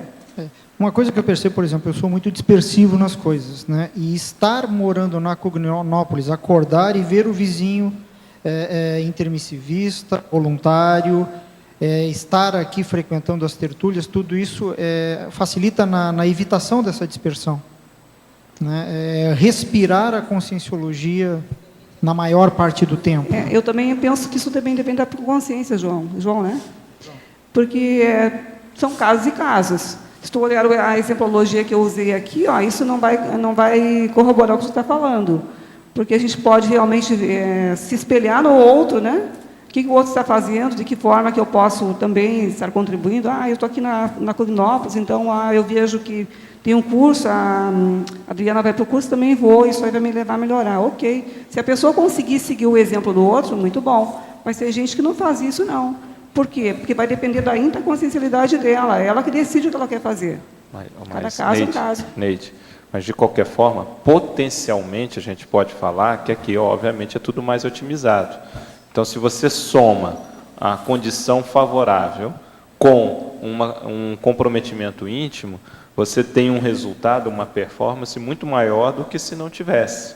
Até para que a gente possa fazer essa diferenciação com discernimento mesmo, quer dizer, não é garantia. Contudo, potencialmente, a convergência de você estar numa mesologia favorável como essa nossa aqui, tem a ver com o que ele está lá falando. Tem mais oportunidades, você tem um somatório, você tem um sinergismo. Mas isso foi falado, eu acho que isso aí não foi descartado, dessa possibilidade justamente, de que todo esse ambiente ajuda. Porque corrobora um pouco até com o que ele falou, dele ser dispersivo e estar aqui, nesse caso, realmente ajuda. Só que, como você falou, não é garantia. Exatamente, não é garantia. Então, mas é importante a gente eu vejo, da gente ressaltar isso, quer dizer, potencialmente, sim. A pessoa tem uma potencialidade, uma oportunidade maior do que se ela tivesse... Oportunidade ímpar, mas se a pessoa souber aproveitar. Eu penso, inclusive, como técnica de evitação da dispersão consciencial. Da síndrome da dispersão pode ajudar. consciencial. Agora, não é garantia, porque a gente vê muita gente aqui... O Walter sempre toca nesse assunto. O maior problema é a dispersão aqui da turma nossa, né? Nós todos aqui. Então, esse é um ponto. Mas acho que essa questão levanta uma condição interessante da gente pensar, foi falar, não, tem várias cognópolis, né? Mas ter noção, é claro, o que é uma cognópolis. A partir do momento que a gente deve considerar que tal local é uma cognópolis ou não. Porque a gente não pode só associar, tem um campus, então já é uma cognópolis. Acho que são coisas diferentes também. E a gente tem que começar a discutir, ter mais clareza sobre esse próprio conceito de cognópolis. A rigor, hoje, o que eu vejo assim, cognópolis mesmo está em Foz. Agora, tem potenciais cognópolis aí surgindo. Que é uma cognópolis de múltiplas e seis. E cognópolis envolve... Gente, aqui é a matriz dessa história. Porque assim, tem outros lugares que tem campos, mas não tem cognópolis. E outra, cognópolis talvez, a gente tem que ter critério, tem que envolver condomínio, tem que envolver ICs, tem que envolver empresas, tem que envolver uma série de fatores para que a gente possa falar, tal local é a cognópolis tal. Porque eu vejo às vezes a gente falando assim, não, cognópolis não sei aonde, mas peraí, será que é cognópolis mesmo? Pelo menos no dia de hoje, bairro Cognópolis, o primeiro nome de bairro da Foz. A maioria, tudo aqui é só condomínio. O negócio é muito mais sério que a gente pensa. Agora, para a verbetógrafa. Em 2012, estarei mudando para Foz do Iguaçu com minha família, 2 crianças e meu duplista. A fim de melhor programar essa mudança, a senhora poderia me informar, por gentileza, quais foram os principais pontos da fase de adaptação enfrentados e ou superados durante o seu quinquênio cognopolita? Eu não sei se eu sou exemplo, gente, porque, na verdade, eu não senti nenhuma dificuldade de adaptação quando eu mudei para cá, não. Eu saí de uma cidade pequena, e a cidade aqui também é uma cidade pequena, só que é um pouco maior no número de habitantes, mas é como se fosse uma cidade interior espalhada, né? Eu me senti muito à vontade aqui, muito tranquila, me senti acolhida no grupo. Na hora que eu percebi assim, que eu tinha as minhas dificuldades, é porque eu não estava interagindo com o grupo. Então, eu acho que essas dificuldades só estão quando a gente não interage, não participa. Então, não sei se alguém quer comentar, se alguém teve alguma dificuldade, alguém quer comentar, fazer algum comentário, a gente não sei se eu vou... Gostaria de saber se os moradores da Cognópolis e os voluntários trabalham fora. Ou se todos têm um pé de meia suficiente para não precisar trabalhar, pois isso é o nosso maior impedimento de irmos para a Foz. Esse aqui está achando que nós somos todos milionários aqui. Olha, não somos, tá? Todo mundo trabalha. É bom falar, isso aí foi ótima pergunta, porque uma vez numa itinerância, quando eu falei que trabalhava, a pessoa levou um susto. Porque acho que se criou um mito que a gente aqui, ninguém precisa mais trabalhar. Todo mundo aqui, aristocracia, que pode... Qualquer coisa, a gente dá umas tâmaras e umas mangas para você sobreviver. É isso. A questão toda todo mundo aqui praticamente trabalha. É você conciliar, e hoje tem várias possibilidades. Mas tem um mito, né? Considerando que o senhor já viajou muito, como fazer com os pedidos da TENEPS quando tinha que viajar? Olha, eu nunca tive problema com isso. Sempre articulei minha vida de tal maneira que nunca tive problema com TENEPS, coisa grande, e nem com os pedidos. Agora, rodei o mundo inteiro, por todo lado, sempre trabalhando do jeito que eu pude. Agora, é lógico, uma das coisas que eu gastava mais era dinheiro com excesso de peso nas viagens, principalmente de avião. Mas é porque eu também comprava muito livro. Então, isso tudo era um problema. Agora, para você, quanto ao nome do verbete, não seria melhor quinquênio conscienciológico? Parece que tem uma conotação menos bairrista. Esse aí não entendeu nada ainda. A questão é assim, gente, ó, no caso da pessoa que está escrevendo, né, a ideia minha foi falar a respeito da Cognópolis, mas eu acho que a pessoa que não está de acordo com o verbete, eu sugiro que a pessoa, por favor, escreva um outro verbete e coloque a sua opinião. Porque o assunto é outro. É outro assunto totalmente diferente. Né? Tem conscienciologia, mas não é, o foco não é esse. Agora, temos que estudar, né? Outra coisa, é preciso às vezes ser bairrista assim, por que não?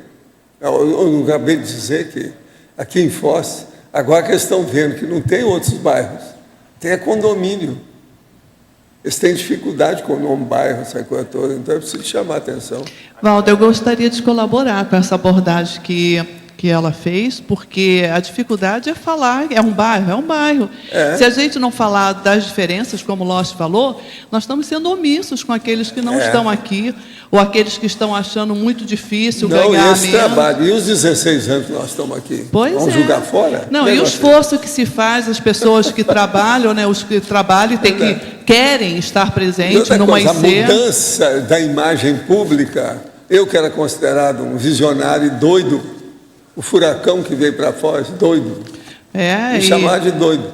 Agora, hoje, a reconhecer, o prefeito reconhece as coisas todas. O que há? Não, e os fatos? E eu falei, nós vamos fazer um bairro aqui. E vamos ajudar a fazer uma cidade universitária em Foz. Então, o povo tudo olhou entre eles assim. É um bairro, e se nós que estamos... Se nós que estamos aqui, né, não escrevermos verbete falando dos benefícios dessa Cognópolis, né, o João deu ali... Olha, pode falar. Isso que o Lócio está falando aí, dessas reportagens que falaram aqui sobre o bairro, isso foi anos depois, quando eles viram que o negócio estava constituído. Mas antes todo mundo foi riso. Eu era como é que é? O bufão? Mas, Valdo... Mesmo essa pergunta que veio aí perguntando se nós trabalhamos, né? Poxa, nós vivemos do que então? Agora, essa história eu já tinha vivido antes lá em Uberaba, que foi a mesma coisa. Você chegar e falar umas verdades no meio do mato, com as cobras passando, ninguém vai admitir que você vai fazer alguma coisa ali. Mas depois aquela ideia virou fato, isso é a falta, né? de verbação. Mas eu tinha que falar antes para expor, porque eu estava mudando a vida lá em Uberaba. Foi assim, aqui foi a mesma coisa. Agora, no meio das cobras aqui, gente, isso tudo era mato. Olha, tem uma pessoa, Valdo, que esteve aqui no início de janeiro, e ela foi muito motivada por todos nós, por todas as ICs, a retomar a sua tarefa de intermissivista, etc. e tal. Recentemente, ela mandou uma mensagem, agora, na semana passada, chorando as pitangas, porque não conseguiu ler, não conseguiu fazer um curso, não conseguiu fazer nada do que se propôs. Por quê? A vida lá fora tem muito mais apelo da intrafisicalidade, do desvio. E aqui a diferença que você vai fazer o quê? Você tem que ler, você tem que trabalhar. Você quer, né? Você tem mais possibilidade de investir naquilo que é prioritário. Daqui ao centro da cidade são 8 minutos. Está no mapa, está lá, o mapa. E o verbete, ou então vou aproveitar que estou com o microfone, que o verbete está muito bem feito, pontual, tiro meu chapéu. Nós dois aqui, você trabalhou bem nesse verbete. Eu não queria deixar de falar. O meu negócio agora com ela é um só. Cadê os outros 50? Tá ok.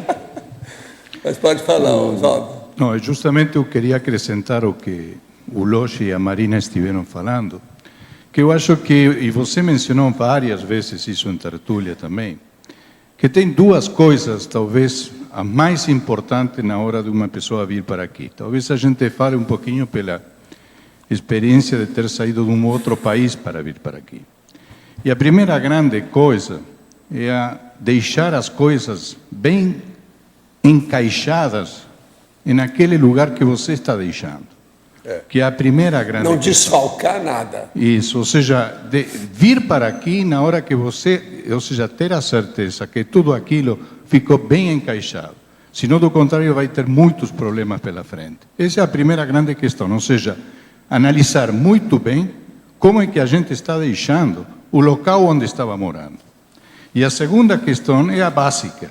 É o que você vai fazer aqui para ter sua sustentabilidade. Ou seja, no sentido de assegurar realmente, como o Loche estava dizendo, que todo mundo trabalha aqui.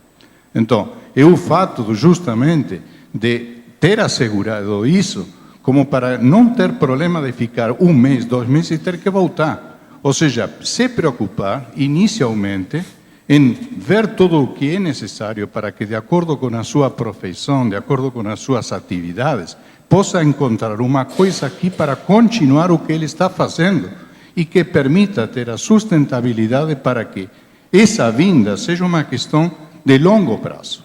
Não sei se definitiva, mas pelo menos bem de longo prazo. Agora, um senhor recentemente esteve falando aqui umas coisas, esteve aqui, de fora, aquela coisa, mas passou uns dias conosco. Então eu falei com ele, vem cá, me conta aqui o que você achou da sua vinda aqui. Esse período você veio por causa da Conscienciologia. Eu te pergunto, nesse período que você passou aqui, isso facilitou a sua vida em relação com a Conscienciologia? Houve alguma facilidade? Ele falou assim, incomparável. Tudo que eu fiz antes era mais problemático, aqui é tudo mais fácil. Eu achei o máximo aquilo, mas não falei mais nada. Ele passou aqui umas 2 ou 3 semanas. Agora, você veio de Buenos Aires. Agora, por exemplo, está ali o Pico. O que é que você acha, você que vem aqui de vez em quando, etc., o que você está achando do processo da Cognópolis aqui de Foz? É porque ele... Não, eu sei que ele está morando aqui, mas é bom ele falar como é que ele era quando ele era, vamos dizer, mercador. Andava de um lado para o outro. Não, eu acho que é... Alô? Eu acho uma grande oportunidade evolutiva e tem sido, sem dúvida, realmente um desafio da autossuperação. Quantas viagens você fez aqui antes de vir definitivo? Umas 4. Pois é, ele sabe da história. Ele já veio, já tinha palpado tudo. E vim de Portugal, como dá para notar. Ele morou na Inglaterra, de Portugal, tem uma opção de coisa, um negócio sério. Agora, parece que a turma gostou dele, do Pico, né? Eu gostei muito e gosto muito da turma. A turma sempre gostou muito dele, o processo todo dele. Mas tem sido muito positivo e agradeço Chegou num ponto aí. que ficou impossível, né? Não dá para ficar fora. É irrecusável. Evaldo. É irrecusável, imperdível. Ele já é chamado aí pelo povo de Piccolo Grande Homem. Ah, é? Que Piccolo isso? Grande Homem. Gran Uomo, né? É Piccolo Gran Uomo, não é isso? É italiano o negócio. Então é uma coisa séria. Agora, ele está perto do Emmanuel, olha lá, que está lá, que ele é Piccolo na aparência. Pois é, também veio de longe com o papai. O Emanuel veio de Natal, então eu acho que ele também quer falar em qualquer coisa. Veio na onda do papai, é isso. Caso sério. Mas é isso. O que mais vocês ainda têm? Nós ainda temos ainda lá, 4 minutos para vocês. Escuta, hoje a Luimara não vai falar, está no seu horário. 2h13? Nada? O João falou, a água parou. Ninguém pode falar mais nada. Neida, então, eu vou lhe perguntar sobre a 4ª linha da fatologia. O que você pode falar sobre o teste da vontade? 4ª linha da patologia. O teste da vontade, eu acho que esse autoenfrentamento diário, né? A gente renovar todo dia o que a gente veio fazer aqui, qual que é o nosso objetivo, né, na condição de intermissivista, isso faz com que a gente, todo dia, coloque em ação esse teste da vontade. Então, a condição que ele colocou ali, na hora que ele falou que é disperso e que ele vê outra pessoa indo para a tertúlia, fazendo um curso, que isso auxilia, então está em teste a vontade dele, né? Eu vim, o que eu quero fazer? Eu quero continuar? quero colocar em prática a minha condição de intermissivista, então fica em prática, aparece, né, na prática, a condição da voliçolina, né? Coloca a gasolina azul, vai lá. Aí, se a pessoa, de repente, não tem muita vontade, ela pensa, não, amanhã eu faço, depois eu faço. Então, todo dia é um autoenfrentamento com essa vontade. Ok.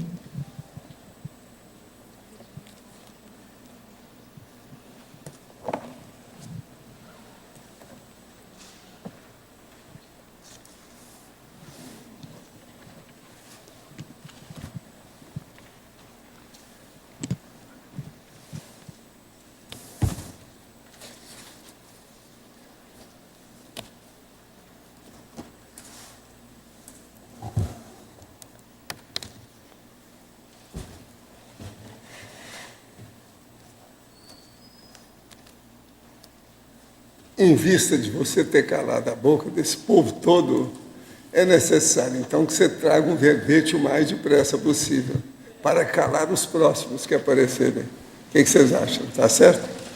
Esse é um caminho. Agora, o seu verbete realmente está muito bem. Você estudou muito, a gente vê. Olha que as perguntas foram te apertar de tudo quanto é jeito aqui.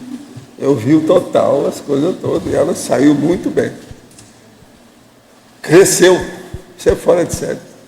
Os nossos comerciais, por favor. Obrigado. As pontuações de hoje: 63 assinaturas no livro de presença, 37 perguntas presenciais, 18 perguntas online, 35 votos presenciais e 6 votos online.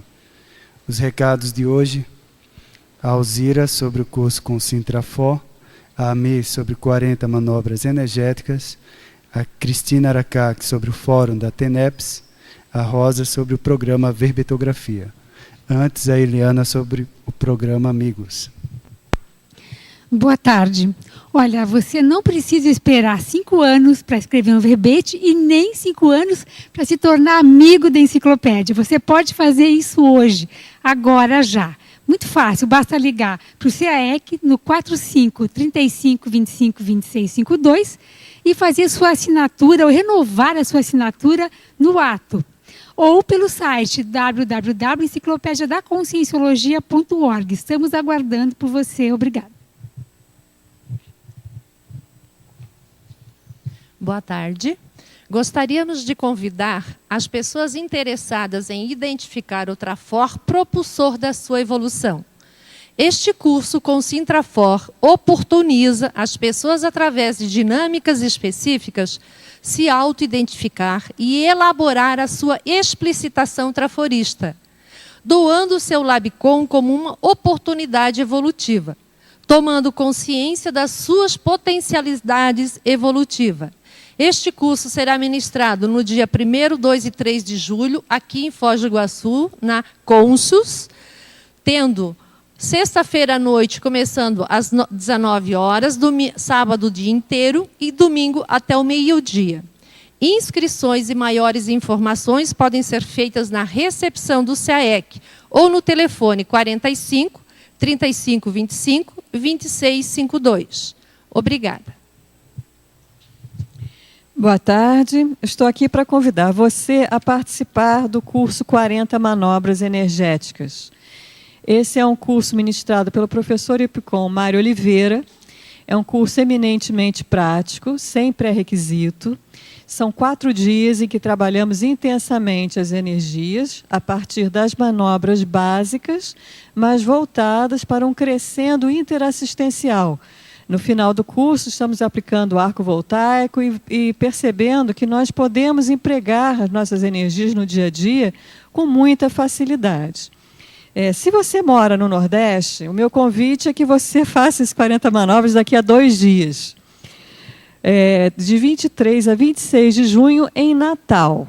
O telefone de Natal é 84 3211 3126. Ou também pode fazer inscrição em Recife, 81 3463 4979.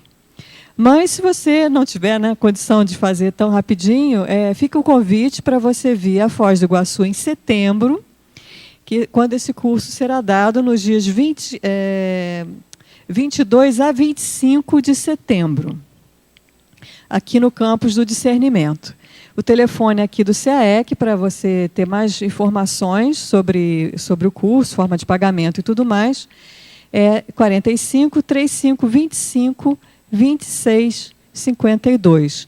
E eu estava esquecendo de falar, se você quer ter uma ideia de como o curso funciona, dá uma olhadinha no YouTube, 40 manobras, que você vai ver várias imagens dos cursos anteriores. Obrigada.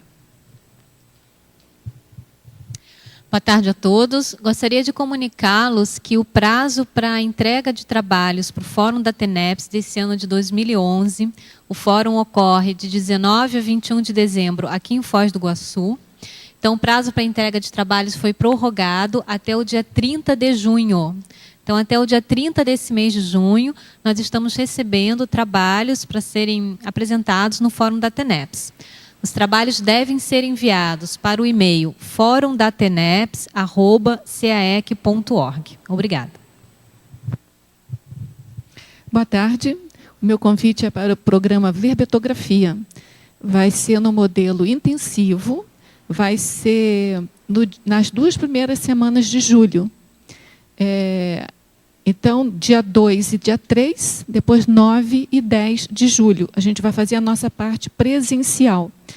E ele vai se encerrar no dia 15 de julho, que é na próxima sexta-feira, né, após os segundos 2 fins de semana, na parte da manhã, que antecede, então, ao acoplamentário. As pessoas que estão fora de Foz do Iguaçu, que vierem passar o mês de julho aqui em Foz do Iguaçu, podem fazer as suas inscrições na Secretaria do CAEC.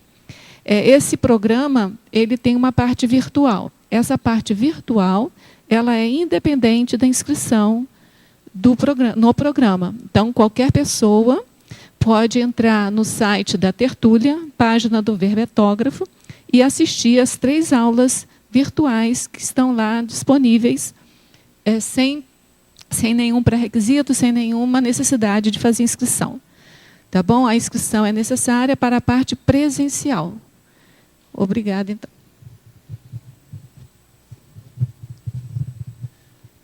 Para amanhã teremos o verbete Convivência Humana.